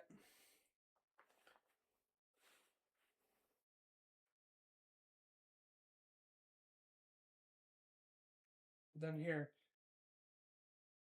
left wing political streamer Hassan Parker has been actively campaigning alongside the Democratic Socialist State Representative Francesca Hong, the current frontrunner in Wisconsin Democratic primary. And then the Wisconsin Examiner said Francesca Hong holds Milwaukee rally with Hassan Piker and Ilhan Omar. in South Milwaukee High School. That was 3 days ago.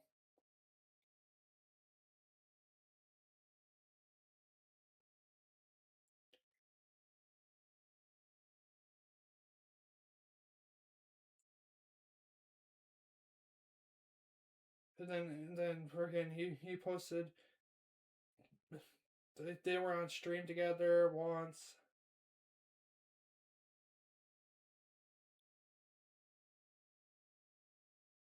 NBC News actually did something for once.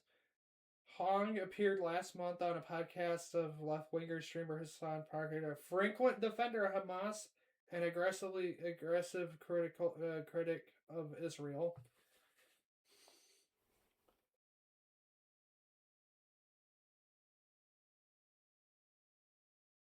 Um,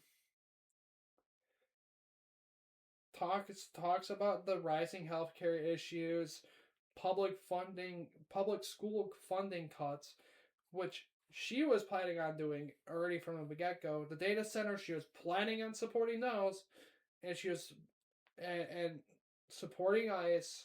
Or no, she wasn't supporting ICE. She was all about defunding the police and not allowing ICE in the state of Wisconsin. Basically making Wisconsin into a a sanctuary state for the mentally retarded leftists that can't understand everything. No, he got let out. He was supposed to be in prison for the whole Cuba live stream where he was giving humanitarian aid to Cuba. He should have been in jail. He's going out of his way to provide humanitarian aid to a country, because we have this act that back in the day disengaged people from buying and exporting shit to Cuba, and he was trying to bypass that by giving shit to Cuba for free because he wanted to give humanitarian. Trump won't do shit, but like to be honest with you, Trump's too busy sucking on Benjamin Netanyahu's dick.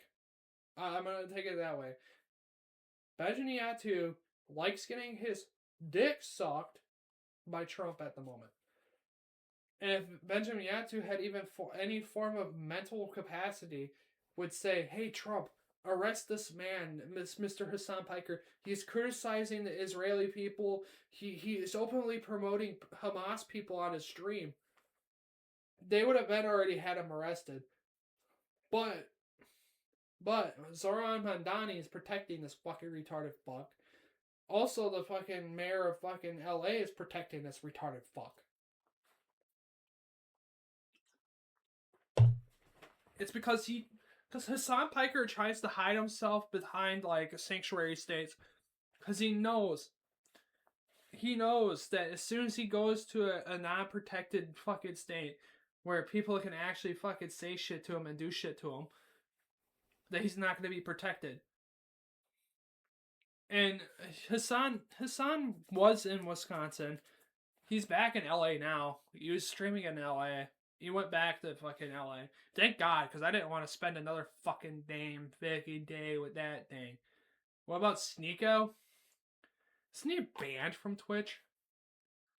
I could have sworn he was banned from Twitch at one point. Yeah, it was probably because he was being a fucking retarded fuck and criticizing everything and then saying racial slurs. No, I think he was like milking it and said some like fucked up shit to the point where Twitch moderators said, you can't be saying that, you're gonna get banned, or doing something illegal on stream. And I would have thought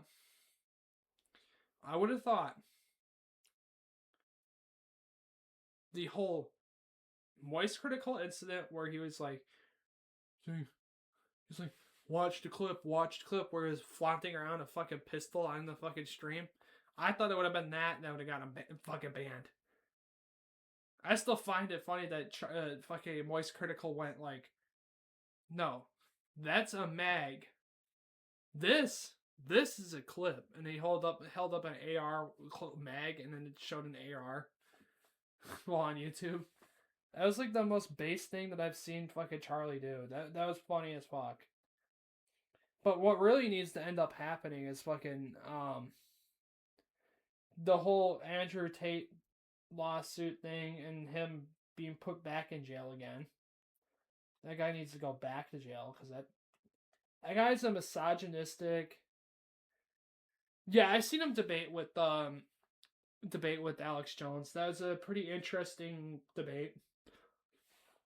I mean, I liked the debate that he had with Kanye West too, but I kind of wish there was a debate between Alex Jones and Charlie Kirk, or Alex Jones, Nick Fuentes, or Alex Jones and Dean Withers. Those three people, I think it would be funny. And then maybe Myron Gaines. Myron Gaines is pretty good dude. He's got some core beliefs. He has core beliefs that I think he values more than anybody else would. Dean Withers is just a fucking twink that fucking can't think of anything else to think. I think he's a leftist. I'm pretty sure he's a leftist.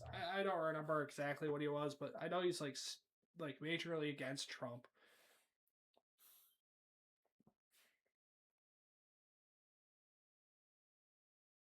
Let's see. Dean Withers is an American liberal communicator. Yeah, commentary. TikTok and YouTube. He gained popularity in 2023 for a challenging conservative viewpoints and society issues through debates via TikTok. He's only 21? That's fucking wild.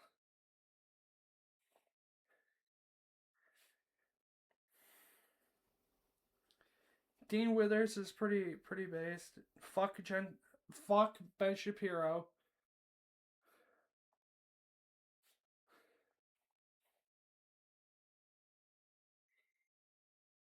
One liberal man versus 20 mega women is Dean Withers.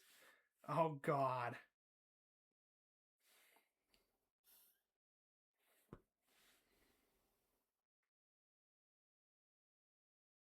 I forgot what Myron Gaines was. Dean Withers would have been a good one for Alex Jones to debate with because that would have been funny.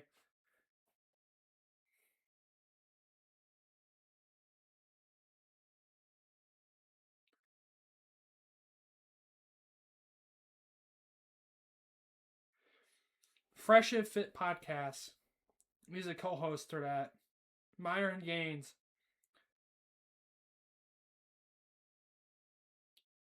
He's a prominent figure in the manosphere, known for promoting extreme male supremacy, anti-feminist ideologies, and incendiary views on gender dynamics, alongside documented instances of anti-Semitism and Holocaust denial.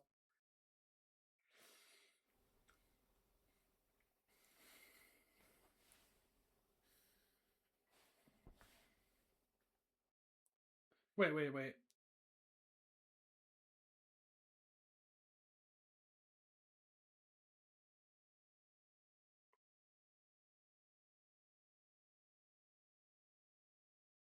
Dude, I forgot that he said this.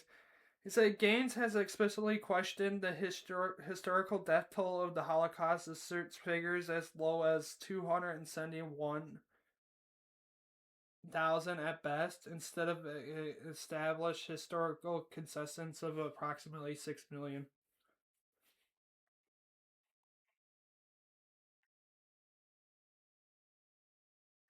That's fucking funny. 271K at best. That's funny. During an appearance at Ohio University, Gaines performed a Nazi salute and wore apparel merchandise designed to mock Jewish victims of the Holocaust. On social media platform X, formerly Twitter, and via live stream, Gaines has defended Adolf Hitler as a revolutionary leader and claimed that Jewish people declared war on Germany first. That's funny. Due to repeat violations regarding hate speech and harmful rhetoric on major platforms like YouTube, demonetizing and stripping the Fresh and Fit channel of its partnership, pushing Gaines further towards the alternative streaming platform like Rumble.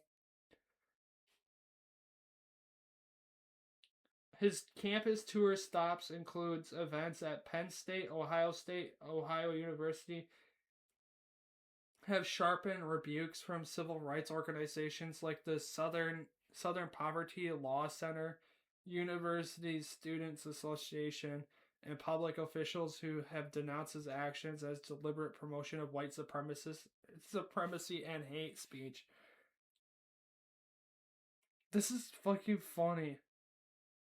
The Southern Poverty Law Center, the SPLC, says that Myron Gaines is racist, anti-Semitic, and misogynistic. It's fucking hilarious. The SPLC is just a fucking joke of a fucking group. Who's the who's the owner of SPLC? Nonprofit tax exempt organization, Montgomery, Alabama. They have careers? The fuck? SPLC vision statement: a world in which everyone can thrive and the ideals of equality, justice, and liberation are a reality for all.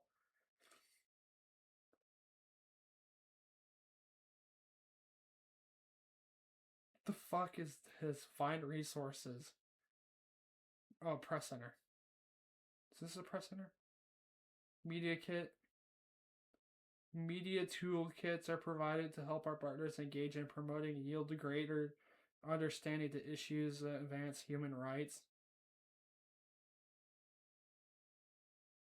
I want to find out who's the owner of the fucking company, owner of the fucking movement, SPLC. I find this funny. I find this interesting.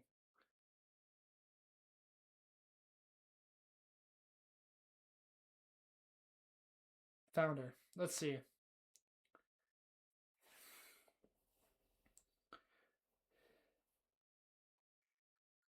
The Southern Poverty Law Center was co-founded in 1971 in Montgomery, Alabama by civil rights lawyers Morris Dees and Joseph J. Levin Jr., along with the prominent civil rights activist and politician Julian Bond, who served as the first president on its board.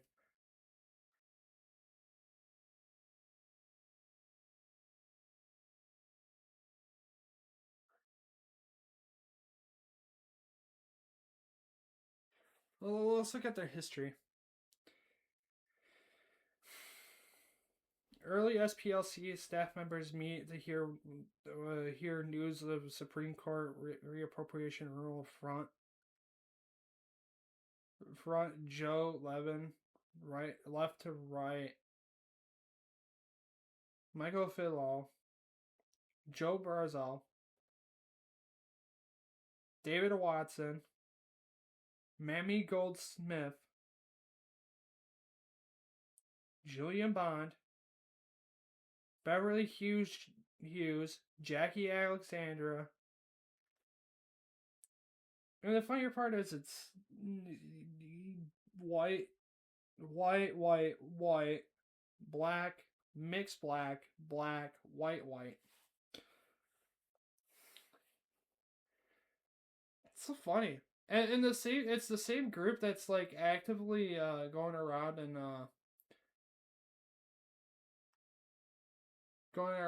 and stating that, oh, we're gonna release a bunch of people. Actually, speaking about that, I need to talk about that one.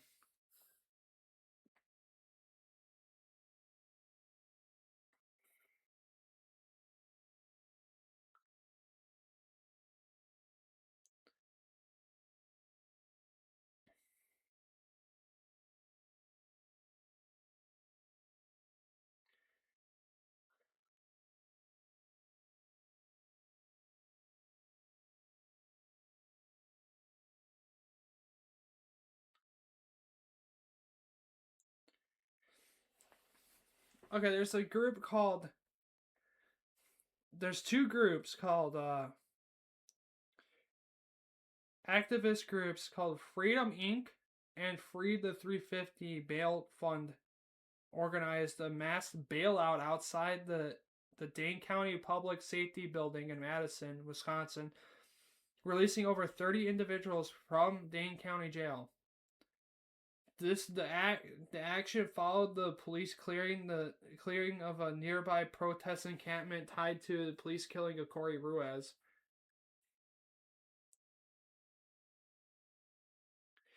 And then there's like the release numbers. Organizers successfully bailed out over 30 people, including demonstrators arrested during street blockades and community members, as a part of an annual Free the Black Folk / Black August initiative. And they were like, oh, our priorities are the group prioritized black inmates, women, youth, LGBTQ individuals, and those jailed on low level or poverty related charges. So fucking stupid. And I guarantee you they let out a bunch of people that are like known like criminals that are real bad and they're to re-commit crimes. And I guarantee you the same people that got released are back over by fucking Madison doing the same thing again. I just love how Madison's actually like clearing them out because they need to get rid of them. They're too busy like chimping out, and the thing is that it shows the true colors about people like it shows that majority of the people that are protesting are mentally developed or undeveloped to the point where they think somebody that got shot and killed by the cops was like, oh, they didn't do nothing bad. They were fighting the oppression that the cops were giving them. They weren't fucking resisting. They were trying to get away from the cops because they were fucking scaring him. But the thing is that Corey Ruiz had a hefty criminal history, and the fact that I believe that ICE was looking for him, or Madison police were looking for him because he committed a crime, and they were trying to stop him from fleeing from said crime. And he had a knife in his waistband. He tried pulling out the knife and tried stabbing cops. He nearly stabbed a cop, and the body cam will show that he tried to stab the cop. When that body cam pops up and shows that Corey was in the wrong for what he was doing, BLM protesters are gonna be like, well, we can't do anything. He didn't do any. He did the wrong thing. We gotta go somewhere else to go do something. They'll leave, and they'll be back to normal. They really just want like an excuse to protest and say that all cops are bad, and then they'll bring Antifa into it because they're like, oh, cops are bad. We need to defund the police department. They're killing innocent people. They're not killing innocent people. The dude was like a career criminal. He was trying to stab the police officers. He didn't value anybody. He was just like fucking running from the cops, and it's disappointing. It's really disappointing. Like, why would you run from the cops in the first place? Well, I get it that like, oh, I'm a career criminal. If I get in trouble again, I'm gonna go back to jail. That's the reason why he was running. Then he realized that he couldn't run no more, and he got tackled down by the cops. He's like, well, time to make it even more difficult on myself. I'm gonna try to stab a cop. Well, when you try to stab a cop, the first thing the cop would see when they see him throwing and trying to stab them, they're gonna draw out their like main firearm and start shooting and ask questions later. If a cop's life is in danger, of course they're gonna go to the Second Amendment right first. Would I have went for the taser? No. If I'm on the ground fighting a dude, of course I'm gonna go for my Second Amendment right first before I even consider going to fucking tase him. Because if I go for a taser and I tase him, he could still stab me if I didn't prod him in the right way or prod him in the right way with the probe with the taser. There's a safety there's a difference between the moral dilemma. It's like the moral dilemma. Do I? It's like the train dilemma. You have two rails. You have a switch. The switch run. If you switch the switch, it'll run over one person. But if you don't switch the switch, it'll run over three people. What are you choosing at that point? You're choosing the one person, then the three people. You're killed the one person instead of killing three people, because if the cop wasn't to discharge his firearm on him, there would have been two other people that would have gotten severely hurt by the dude if he would have continued his rampage with the knife. That's the whole moral dilemma. The cop did a valid choice by flipping the switch and killing the one person, then not flipping the switch and having it kill three people, because the cop would have been killed by him. Two other cops would have gotten stabbed or hurt real bad before he could have been arrested. There's no way that, like, the BLM protesters think. They don't look at the overarching thing where they'll look and see if there's a sort of reasonable connection to the whole picture. They look at black man killed by cop, we got a protest. They don't look at the whole picture. They look at the smallest little minute thing. It's like, black guy killed cop killed black guy. Oh, we got protest. Oh, go Madison protest. We bring BLM protest statue. We build an autonomous zone. We try to defund police. We bring Antifa. Antifa help us try to defund police. Now, Antifa got flagged as a terrorist group. I'm generally more so concerned if you see that both of them go hand in hand together, I would definitely say more likely than not class BLM as a fucking terrorist organization at that point. I don't know why the FBI didn't class them yet as a fucking terrorist organization at that point.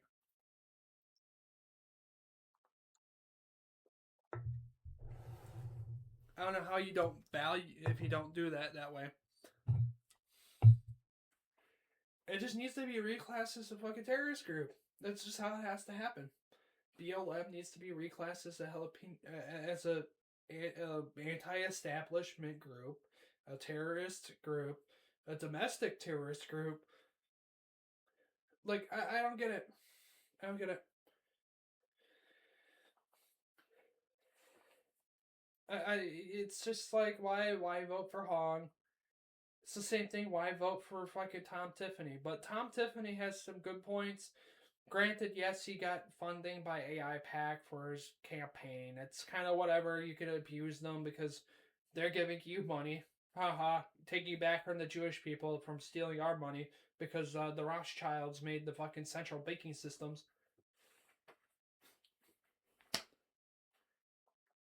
I mean, really, just think about it. Like, if you're stealing, if you're getting funding by AI PAC, and you don't value the Israeli ideology that they have, you're just abusing them because they're giving you money, giving you free campaigning money at that point. So why have people complain about saying, "Oh, they're getting funded by the American Israel thing"? Well, it's a funding group. They give you money. Like, why wouldn't somebody just abuse it and say, like, well, I don't support their shit, but I'm gonna take their money from them because they're dirty and filthy and they need to be taken advantage of. I would have been taking full advantage of fucking AI PAC. I say, I greatly love Israel. Give me like 400K So I can go on my campaign and then say that I love Israel and then turn around and fucking say, haha, fuck you, Israel, you ain't getting nothing back. Because they're too busy fucking dealing with getting other people on the whole American Israel pack. It's so fucking stupid. Like, I get it, like, oh, they're a lobbying group. But if you really, really dig deep enough, there's a whole law thing with.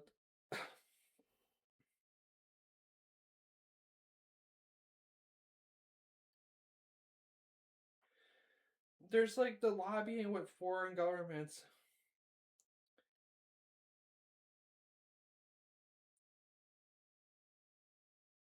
FARA. Yeah. The Foreign Agents Registration Act requires individuals acting on behalf of foreign principals, governments, political parties, or foreign campaigns to register with the U.S. Department of Justice and file regular public disclosure records detailing their spending activities and receipts. They do that. Lobbying Disclosure Act allows lobbyists representing a foreign private commercial entities to register under standard domestic lobbying rules rather than stricter FARA, a practice that faced scrutiny over political transparency loopholes. FARA, a practice that has faced scrutiny over potential transparency loopholes.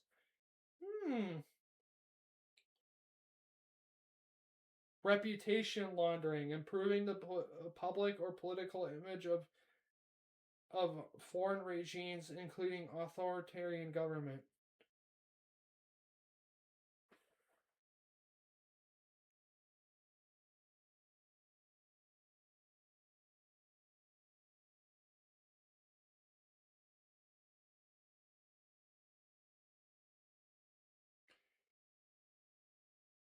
The American Israel Public Affairs Committee has not been found has been legally found or charged with breaking U.S. lobbying or campaign finance rules while subject to intense public controversy and accusations by critics regarding its massive financial intervention in U.S.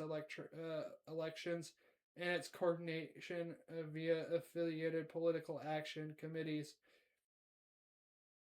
PACs, and super PACs. The organization operates legally within Federal Election Commission guidelines. But activity watchdogs have scrutinized AIPAC's tax-exempt nonprofit status and the structuring of its connected entities through no formal regulation violations have been established.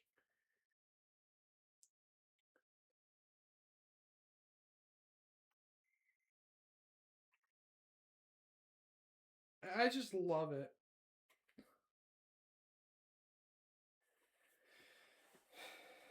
And let's see what ADL has. Wait, what? ADL has a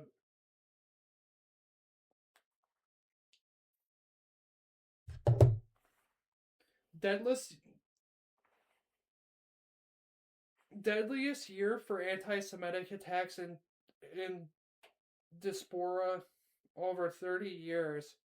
New J7 report on urgent threats of anti-Semitism for Jewish communities around the world. View, and then it says read global report. Fighting hate for good. ADL is the leading anti-hate organization in the world, founded in 1913 to protect the Jewish people. ADL works to stop the defamation of Jewish people and secure justice and fair treatment to all. In the face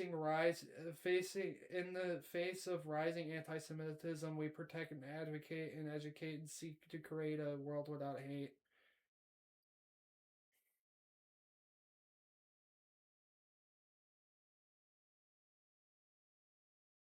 campus anti-Semitism report card with 583 anti-Semitic incidents recorded on campus in 2025. Many Jewish students, faculty, and staff continue to feel threatened and excluded and harassed, but universities are increasingly taking action, striking policies, policies improving security, and expanding support for Jewish campus communities.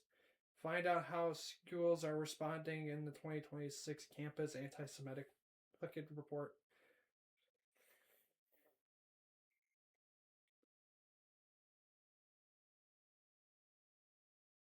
I love how it's like in New York, like ADL. It's so fucking garbage. Center on Extremism, Center for Technology and Society, Center of Anti-Semitism Research.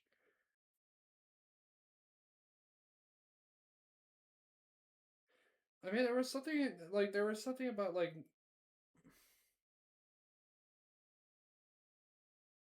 they said about Nick Fuentes. Oh, I love it when I love it when they have the verifying that you're an actual person in order to fucking search on your fucking on their website. That's just funny.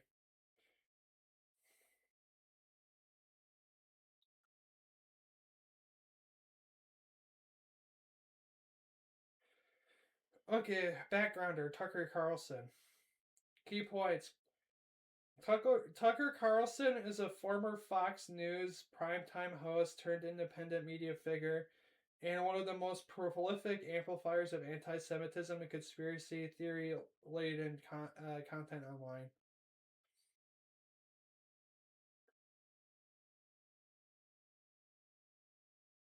What did they fucking say about Candace Owens? What the fuck? Key points with a digital network over 35 million followers across social media. Candace Owens has emerged as a top global podcaster of conspiratory anti-Semitism and anti-Zionism. That's crazy. It's crazy that they say that she's anti-Jewish. She has promoted the inflammatory conspiracy theories, including the blood libel and dual loyalty tropes, made bizarre allegations of Israelis' involvement in the JFK assassinations and knowledge of the 9/11 attacks, and claimed that modern Jews are secretly not actually Jews, but rather pagan gypsies who have been wearing the cloak of Judaism since the 9th, 8th century. She also claims that Israel took over the U.S. I mean, it did. I'm surprised they still haven't said anything about Myron Gaines on fucking ADL. That's sad.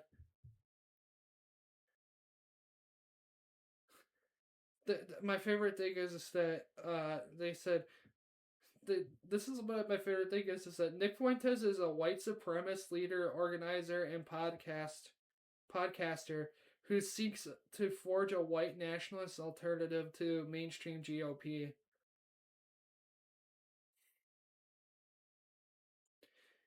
In the aftermath of Charlottesville, Fuentes found a niche within the alt-right movement and has since been well known as a white supremacist pundit. In a May 2023 post on Telegram, Fuentes stated that when I began my career in 2017, I was considered radioactive in the American right for the white and identitarian, race realist, Jewish aware, counter Zionist, authoritarian, traditional Catholic views. Do they always like go to this fucking thing about the alt right? Alt right, short for alternative right, is a repackaging of white supremacy by extremism seeking to mainstream their ideology. The term emerged in 2010 and started to gain widespread traction in 2017. who people who identify with the alt right regarding mainstream or traditional conservative as weak and impotent, largely because they do not adequately support white racial interests or not adequately racist or anti-Semitic. Some alt-right adherents prefer the other labels such as new right and dissident right. The alt-right label explicitly avoids racial or racist language and instead brings mind rebellion and anti-establishment thinking. What the fuck are they yapping about alt-right?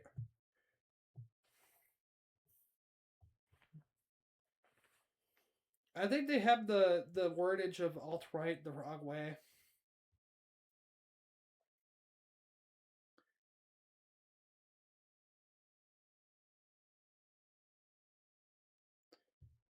Many alt writers are also blatantly anti Semitic and blame Jews for allegedly promoting anti white policies such as immigration and diversity. I mean, they did.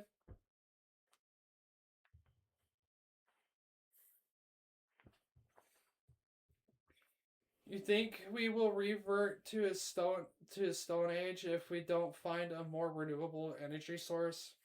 I mean, I remember somebody saying something about the whole natural gas being depleted, or the gas prices being too high. Gas is a low commodity right now. Coal is still hot. Coal you can still create. Coal you can still make. I don't think we're gonna go back to the Stone Age. It's more so we're gonna have to find new renewable sources of energy. And I'm gonna be brutally honest. The only sources that I could think of would be renewable would be coal. Coal's the only way to go with that. And energy sources, coal, you got your coal power plants, nuclear works too. But the thing with nuclear is that finding the resources to create the the reactors and stuff like that to create that energy source is very much so depleted and very scrutinized. I know there's a few power plants that are nuclear, but it's mainly more so the safety aspect of it, the fact that majority of all of the nuclear power plants are based on like the I think East Coast and West Coast where there's a water easily runnable water to use to cool it, but there's not a lot of inner nuclear power plants. I mean, they try to keep nuclear power plants closer the towards water sources because it makes it easier for them to be able to quickly cool down the nuclear process. This the only gripe that I would have about nuclear is that you're gonna have a water source to be able to cool and do what you have to do with that nuclear process. As per this, it's the same thing with coal. If you go the route with coal, you're using like steam. You're using the coal to heat up water to a certain degree to be able to push a turbine to cause power or cause it to spin to create that energy. Any form of energy requires water. Any form of and like any form of like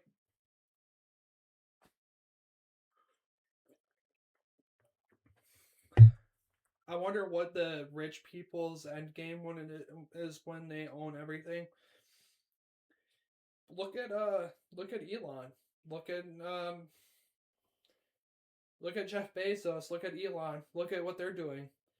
Their end game when they own everything, their end game is either a seek life elsewhere, far away from the people that they're exploiting or using. You know, uh, Elon sending a mission to Mars definitely would say that he's thinking in the mindset of like, if the earth is cooked and there's no renewable sources of energy to be able to support his goings and what he's doing, he's gonna go to Mars. He's gonna live on Mars because he knows Mars is gonna have a way better outcome for him. Because if in actuality, if we're going based off of the theory of like, inevitably there's going to be another world war, that world war would probably cause a lot of issues. I would say definitely for sure nuclear fallout. The first thing that anybody would think of that is uber rich and has everything to gain and nothing to lose would be Bezos, Elon, any of the Microsoft CEO, or any of the like multi-billionaires. They're all gonna flee, and they're gonna flee to Mars. They're gonna build a society for their own, and then let everybody on Earth die out because they had everything planned already from the beginning. That's how it's going to be. And that's the theory. There's another theory that all the natural sources of like energy are going to be depleted to the point where we're going to revert to using stuff from the medieval times to create a power source, like milling and all that stuff. That would be like your wind power, your water power, your standard hand crank. It's just going to end up that way, and these rich people are going to flee and seek a new society and rebuild elsewhere with the resource that's readily available. Mars, I believe, has like a high amount of like a certain elements that would benefit somebody that would be rich living there because they could use that resources to build things.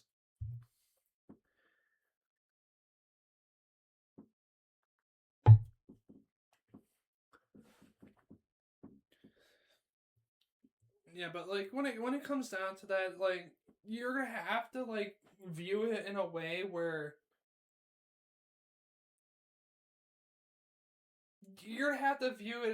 like there's no hope for humanity.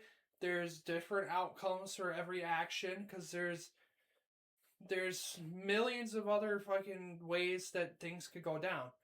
They could go like, well, we find a new renewable source and we're all good, we're fine, we're gonna be fine. Or it's gonna be like, oh, all this stuff is gone. We're in a war with each other because we're trying to get resources from other people because they don't want to sell it to us, like natural gases, oils, all that stuff.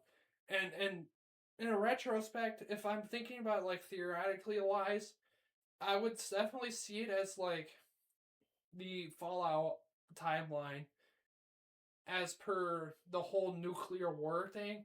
I honestly think high outcome Middle East will get fed up with America and every other country asking for oil from them and resources from them. They're gonna get sick and tired of it.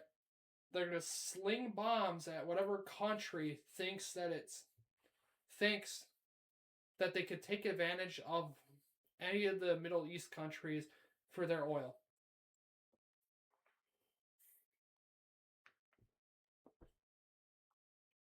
And then there's going to be like different factions, everything else underneath the sun and moon.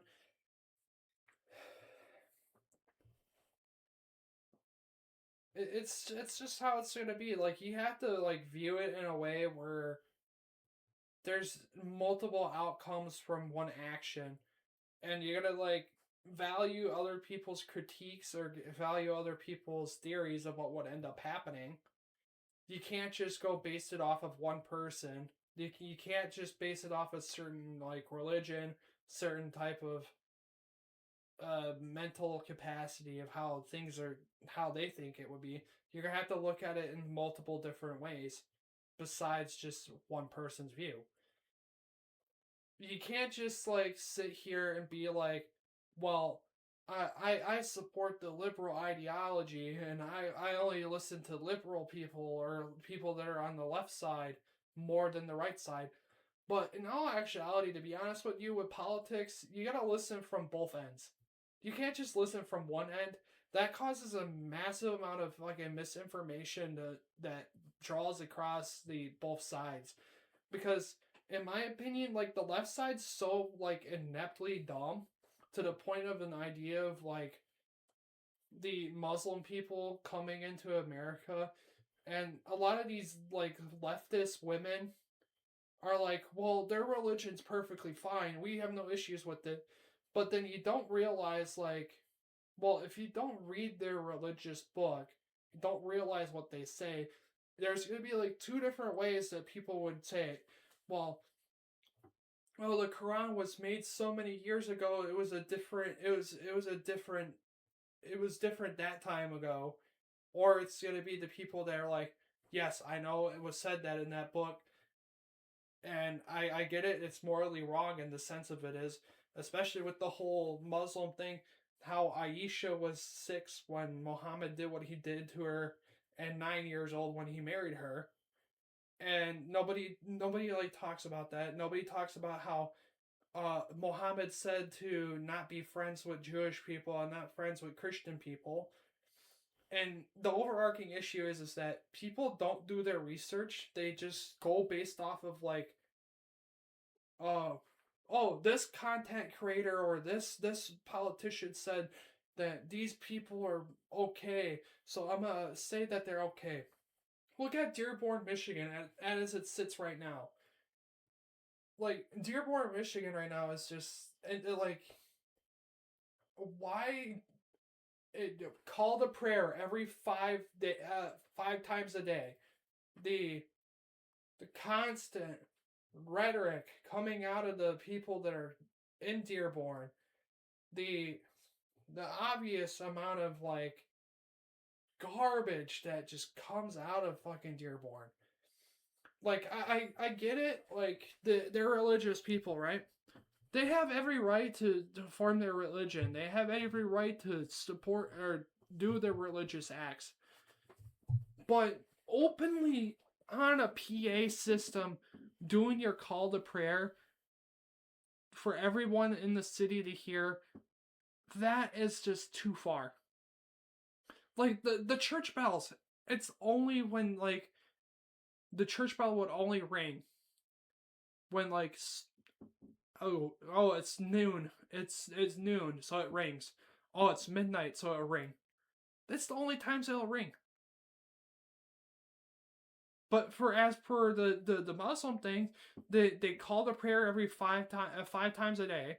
They call the prayer at like 9 o'clock in the morning. They call the prayer in the middle of the day, middle of the day, middle of the day, a little bit before night. And it's like it gets too extreme to the point where it's just why are we openly allowing it? Because we get it. It's a protected right. They're allowed to do it, but it's just so like ass backwards with it is that well they're called the prayer is causing a disruption to other people. It's more so disruptive to everyone in the community, even though like there's probably like no more white people or no more Christian people living that in that neighborhood because they got chastised out by the Muslim people. Also, not even to mention that like somebody was who was it? Jake Lang. They're out just reading the scripture, doing their civic duties. Granted, yes, they were kind of antagonizing, but they weren't antagonizing to a degree of like them harassing them with the book. They were just calmly sitting there reading the scripture in public, which it's a federal protected act, and the Muslim people didn't take kindly to it and then started throwing stones and insulting him and his fucking cameraman. Like, they're aggressive people.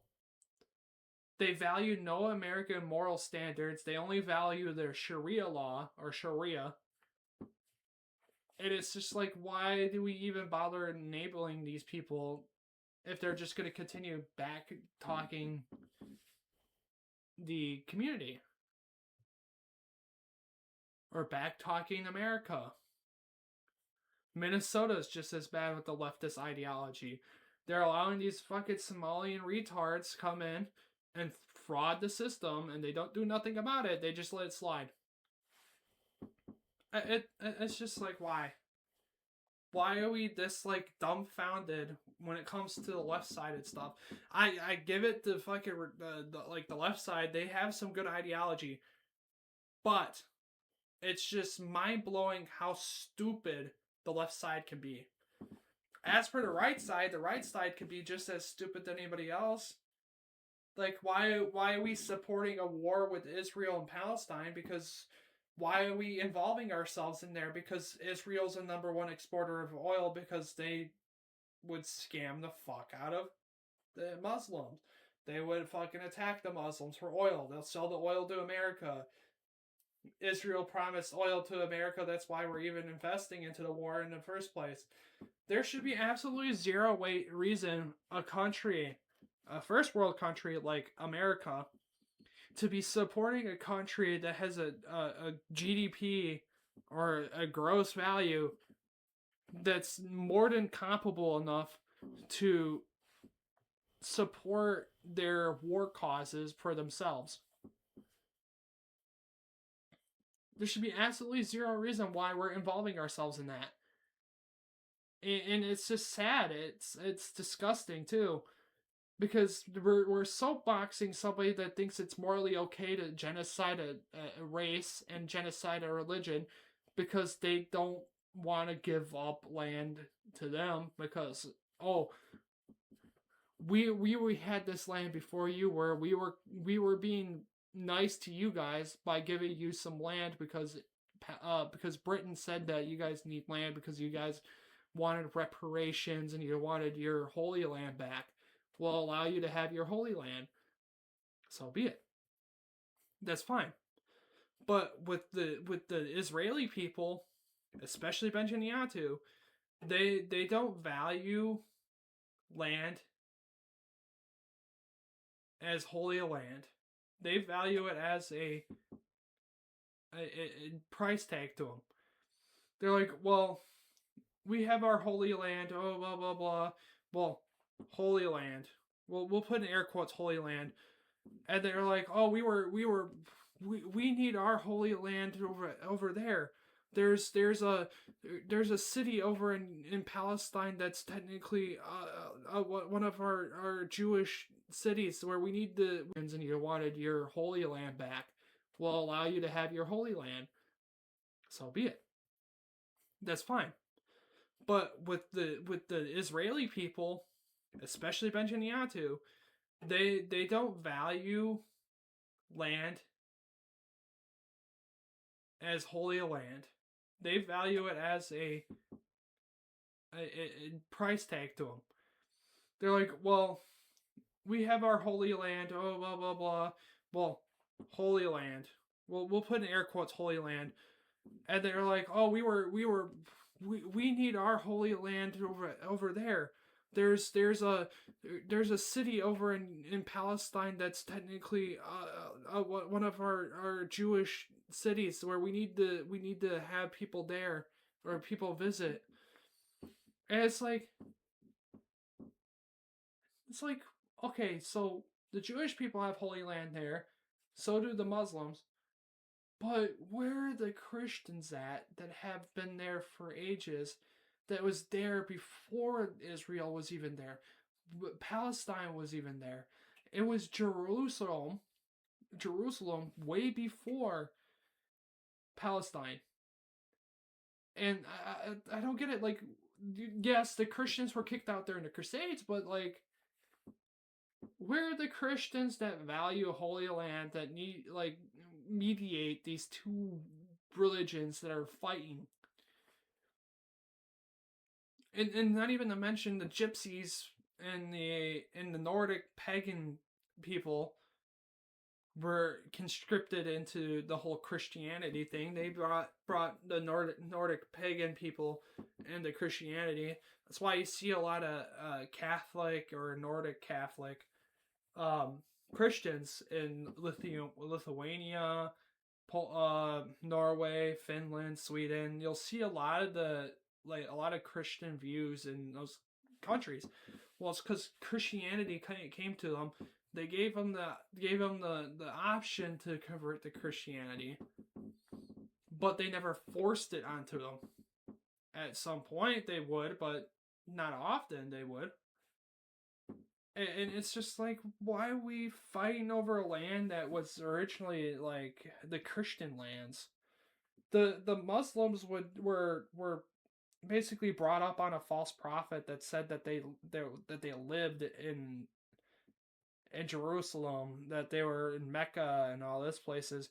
But like that book was like, I think that book was created a little bit before Christianity, I think.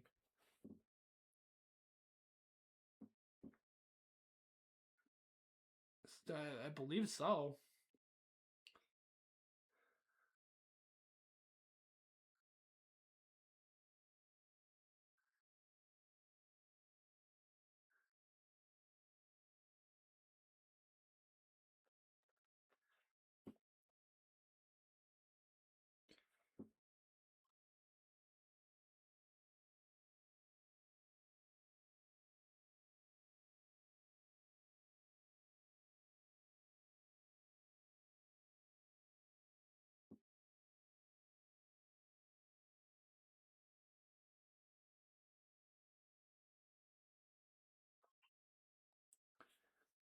So the New Testament Bible was completed around 50 to 100 CE. The Quran was revealed and written down in Arabic in 709. So the Bible was written way before the Christian the Christian Bible was written before the Arabic Bible. The Old Testament was written and compiled from roughly the 14,000 BCE and to the second century of BCE, before Christ's inception, I think.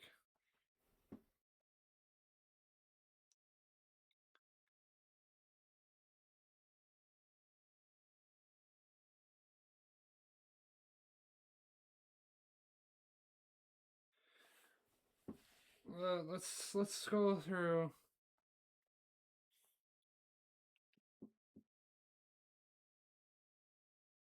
The Quran isn't a copy of the Bible, but yes, the Hebrew and Greek Bibles are older than the Quran.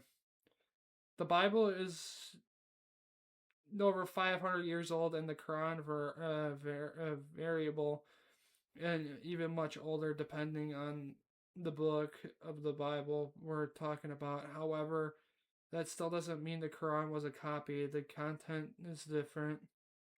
Some reference of biblical things. The New Testament is about 500-ish years old, older than the Quran. So it's 500 years older than the Quran.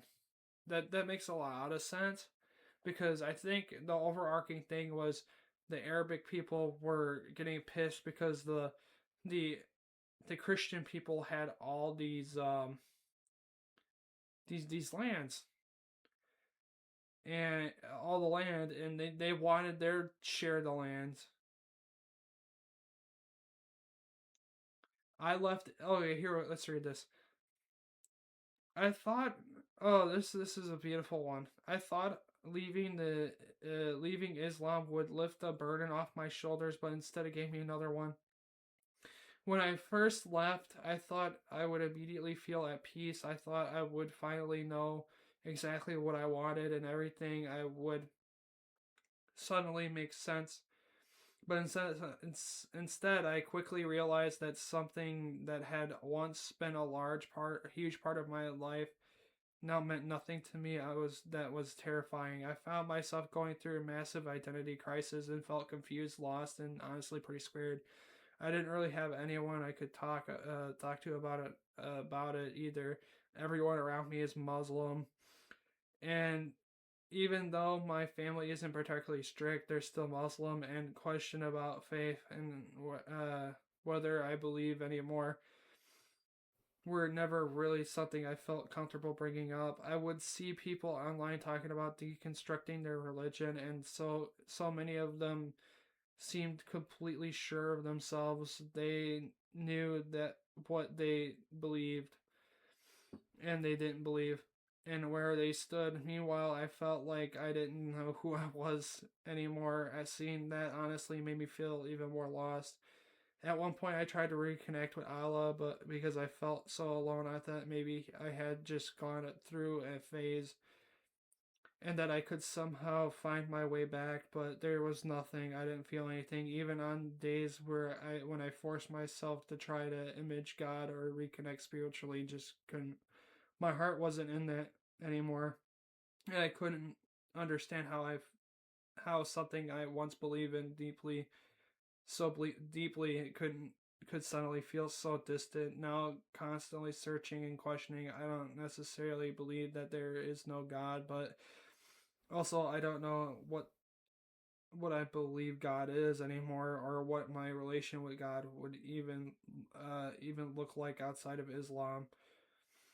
I think the hardest part for me is especially hardest part for me. Accepted leaving to give me answers, but instead I left with even more questions. Has anyone gone through something like this? Blah blah blah. You don't leave to find answers. You leave because you consider religion answers satisfying or accurate anymore.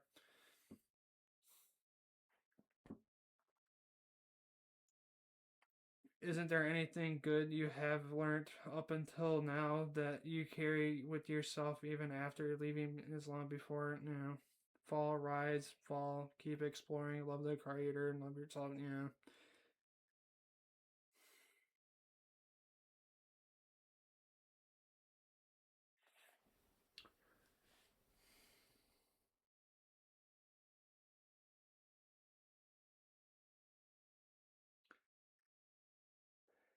Do you have a long family background with Judaism, Ashkenazi, Sethnic,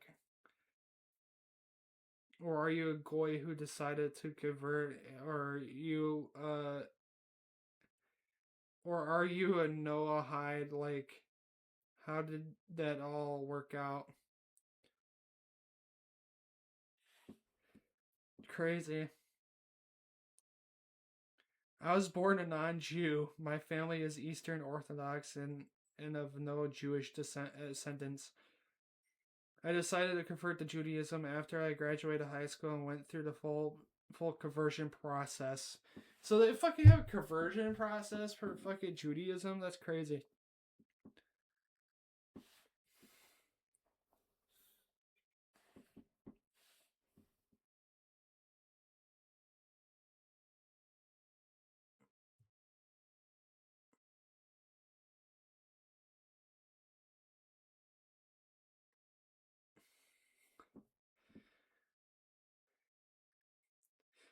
Oh, I love this comment. There can be three possibilities. Either he was a liar, either he was deluded, or he was speaking truth. Let's go through these one by one. He offered women leadership, money, and everything worldly by Kurushi. Kurish. He said, "If you were to place the sun on my hand and the moon on the other, I will not stop preaching the oneness of Allah." Does not sound like a liar to me, considering how he lived his life. Two, there was a time when his son Ibrahim died. The same day solar eclipse occurred. Companions thought that seeing the sun as grieving over his son's death. If it was someone who was deluded, he would have used it to his opportunity. Rather, he said the sun and moon are two signs among the signs of Allah. Do not they do not eclipse because of someone's death or life. It's so fucking stupid how half of these people talk on here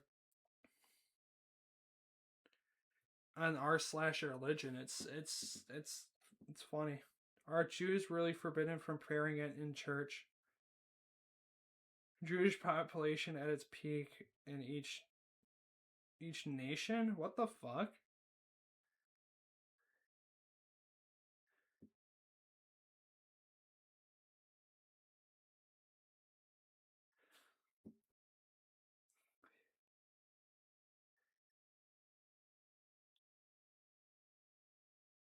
$3 million plus Jewish communities in the United States. Oh my god. Canada is 100,000.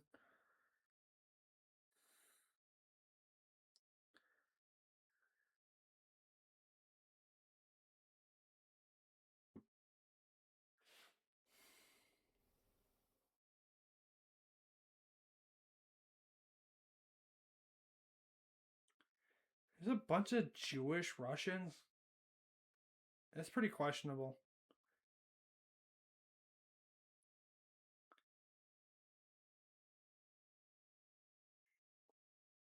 They've been trying to like do so much to fucking like get rid of fucking Molly's in all black here, but my understanding that there was a small community of Jews in Timbuktu after expulsion of Jews from Spain, so it should be red or orange, in my own honest opinion. The post is very inconsistent in how it determines if a historical community counts towards modern countries. Either Iraq should be counted to count Babylonian Jews to and be one of the blue colors, or Russia shouldn't get counted. The USSR or Russian Empire. Good point. I mean, does the Pale of Statement settlement count as Poland, Ukraine, and Russia on, or all three in this map?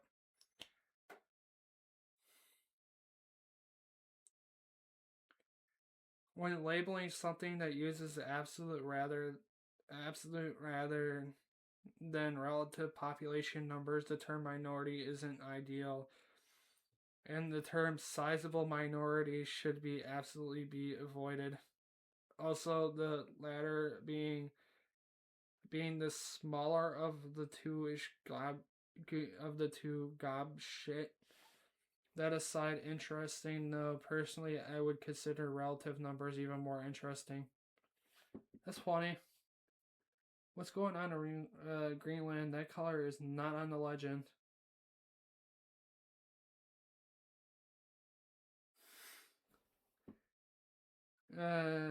Usually it means no data, but there's a Wikipedia page about the history of Jews in Greenland and cities that there is one Jew resident in Narsak, so it should be red. Shout out to that guy, he deserves the recognition.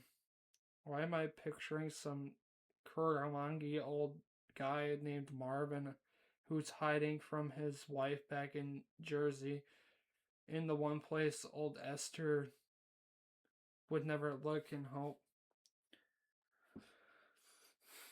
This whole population is changing over time, so absolute numbers over time means little. Low population country. This chart doesn't control the total population. The low fucking what is all these fucking posts?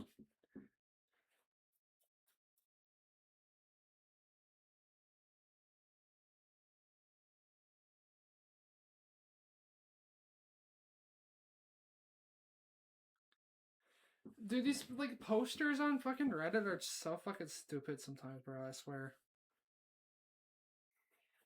What religion has the best afterlife, even if you don't necessarily believe in it? If Islam abolished slavery gradually, why Saudi Arabia didn't abolish slavery and business of slavery until blah blah blah? My favorite. Oh, let's see. Let's do the magical like check.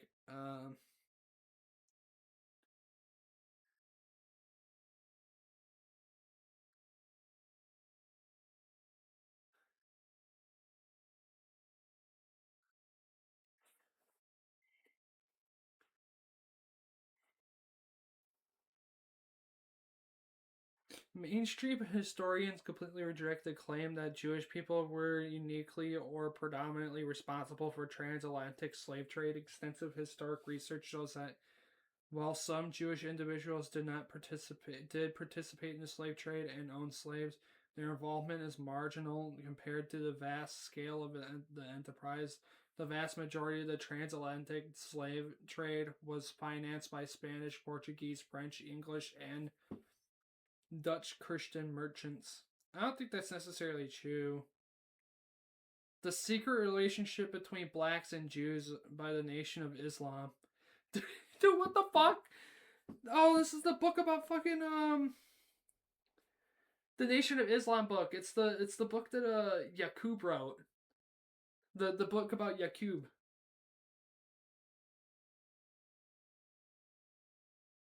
The publication of the secret relationship between blacks and Jews by Nation of Islam. That is a crazy fucking elite poll knowledge.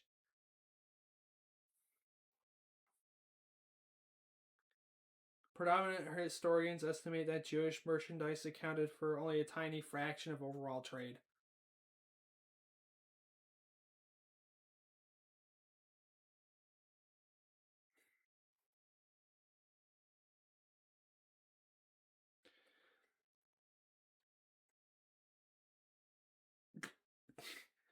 Were a large amount of slave trade ships owners Jewish? I'm currently having an argument with an anti-Semite online about the role of Jewish people in the slave trade. They originally claimed that 4 out of 5 slave-owning Americans were Jewish, and when I pointed out that that is even mathematically possible, they quickly told me to Google the owners of slave trade ships. I imagine that the owners are supposedly to be Jewish, but briefly search broadly mostly Spanish and Portuguese owners, and I recognize that perhaps I'm looking at the wrong place if his claims isn't full of shit. That is it. That is so his claim credible or not? The contemporary connection drawn between Jewish communities and slave trades come primarily from work put forward from nation the Nation of Islam in early 1990s titled "The Secret Relationship." It is unsurprisingly hyperbolic bullshit. Al Faber released this comprehensive rebuttal later in the decades, Jews slaves in the slave trade and settling the record straight is one of the most meticulous countings of Jewish involvement in the transatlantic slave trade. His that findings are what you might expect: limited involvement, and where involvement is discernible. It's almost involves Jewish merchants operating in an economic environment. Those who contours have been defined non-Jewish merchants. They're occasional participant, not instigators. Faber identifies something like 100 slaves brought to Barbados in a ship with a Jewish owner or slave owner, compared to 45,000 from non-Jewish merchants. There's a litany of damning statistic evidence in his work. So he's saying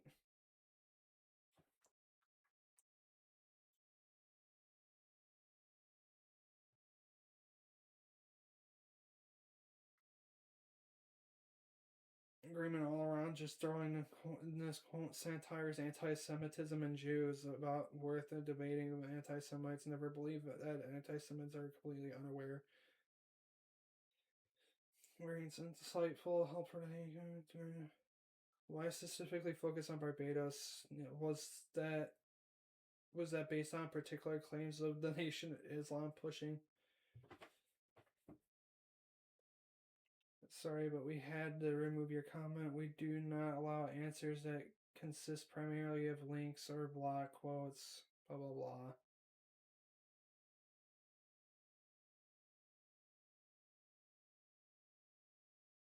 This is just funny. Slavery and Judaism. That's crazy. There's a lot of fucked up shit that the Jews been pushing out, bro. I like.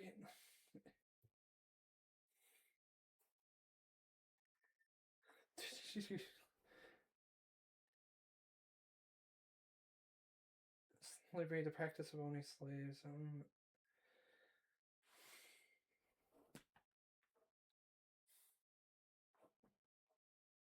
Post falsely claiming the Jews owned over three-quarters of American slaves. This trope has been spread by far right and far left, from David Duke, the former Ku Klux Klan wizard, to Louis Farrakhan, the leader of the Nation of Islam. The claim was popularized in a book by them and has most recently resurfaced within segments of the Black Lives Matter movement to prevent Jews from taking part in the protest movement. The conspiratory film Hebrews and Negroes Wake Up Black America brought mainstream audience through a celebrity endorsed in fall 2020 falsely claims Jews orchestrated the fucking slave trade. Hey, at least the BLM protesters are anti-Semitic, dude. That's a base take, dude. That's funny. The BLM protesters are fucking funny. There's like absolutely no way, bro. There's fucking no way. There was a usurp from a fucking film from freaking goddamn. There's no shot. There's no fucking shot. It's so fucking stupid. How do fucking BLM protesters be fucking... Okay, I give them the benefit of the doubt with the whole Jews are the responsible people, the fucking transatlantic fucking thing, but the Nation of Islam book is like kind of funny too. You know, like the full far right thing, and the fact that the Ku Klux Klan wizard said that the Jews owned most of the slaves to the fucking owner of the fucking National Islam fucking group, and then the National Islam people, the Nation of Islam people, fucking told the BLM gave books to the BLM protesters, and they fucking went with it. That's so fucking funny. That's so goddamn fucking funny, man. There's no fucking shot, though. There's no fucking shot. This is so fucking dumb. How do you fucking... You go... Okay. You can't make this shit up, bro. Like, how do you go from a Ku Klux Klan member saying that the Jews owned the Negroes and sold them to the Americans, and then the owner of the Nation of Islam taking that statement from the Ku Klux Klan wizard and just fucking making it into a book, and then having the BLM protesters read that book because it was a predominantly black group, because it was black and black people being anti-black. They didn't like the black people asking for shit being handed to them. They were against it. So how's it come from Ku Klux Klan member, predominantly anti-black group, to a group that's for black people? That's so fucking stupid. It's so fucking dumb. Like how like that tells you how, like, shows you how brain dead some of these fucking motherfuckers are. It's just as bad as the Black Hebrew Israelites. Like, okay, the Black Hebrew Israelites are just another form of the fucking goddamn the anti black people. They claim that they're Israeli because they want to be claimed white, because they want to avoid persecution for their crimes because they're black.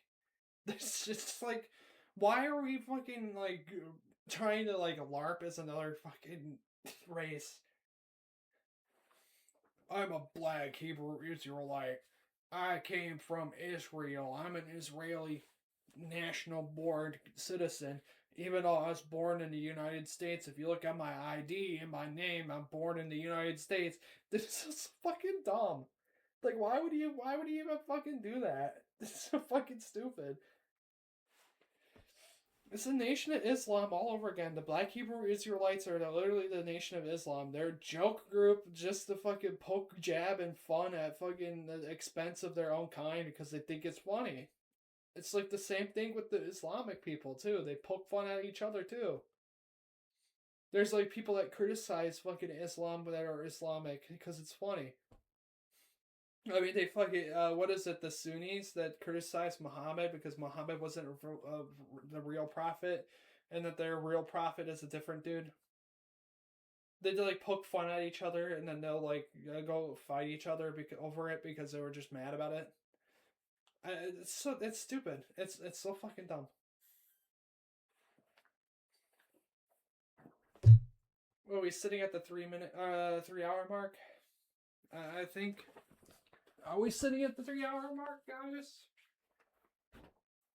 Oh, we're at the 3 hours and 30 minute mark. All right, guys. Well, we're gonna do a stream tomorrow, a little bit tomorrow. We're gonna end stream. We had a fun time. You guys are more than welcome to follow. You'll be updated on all my streams.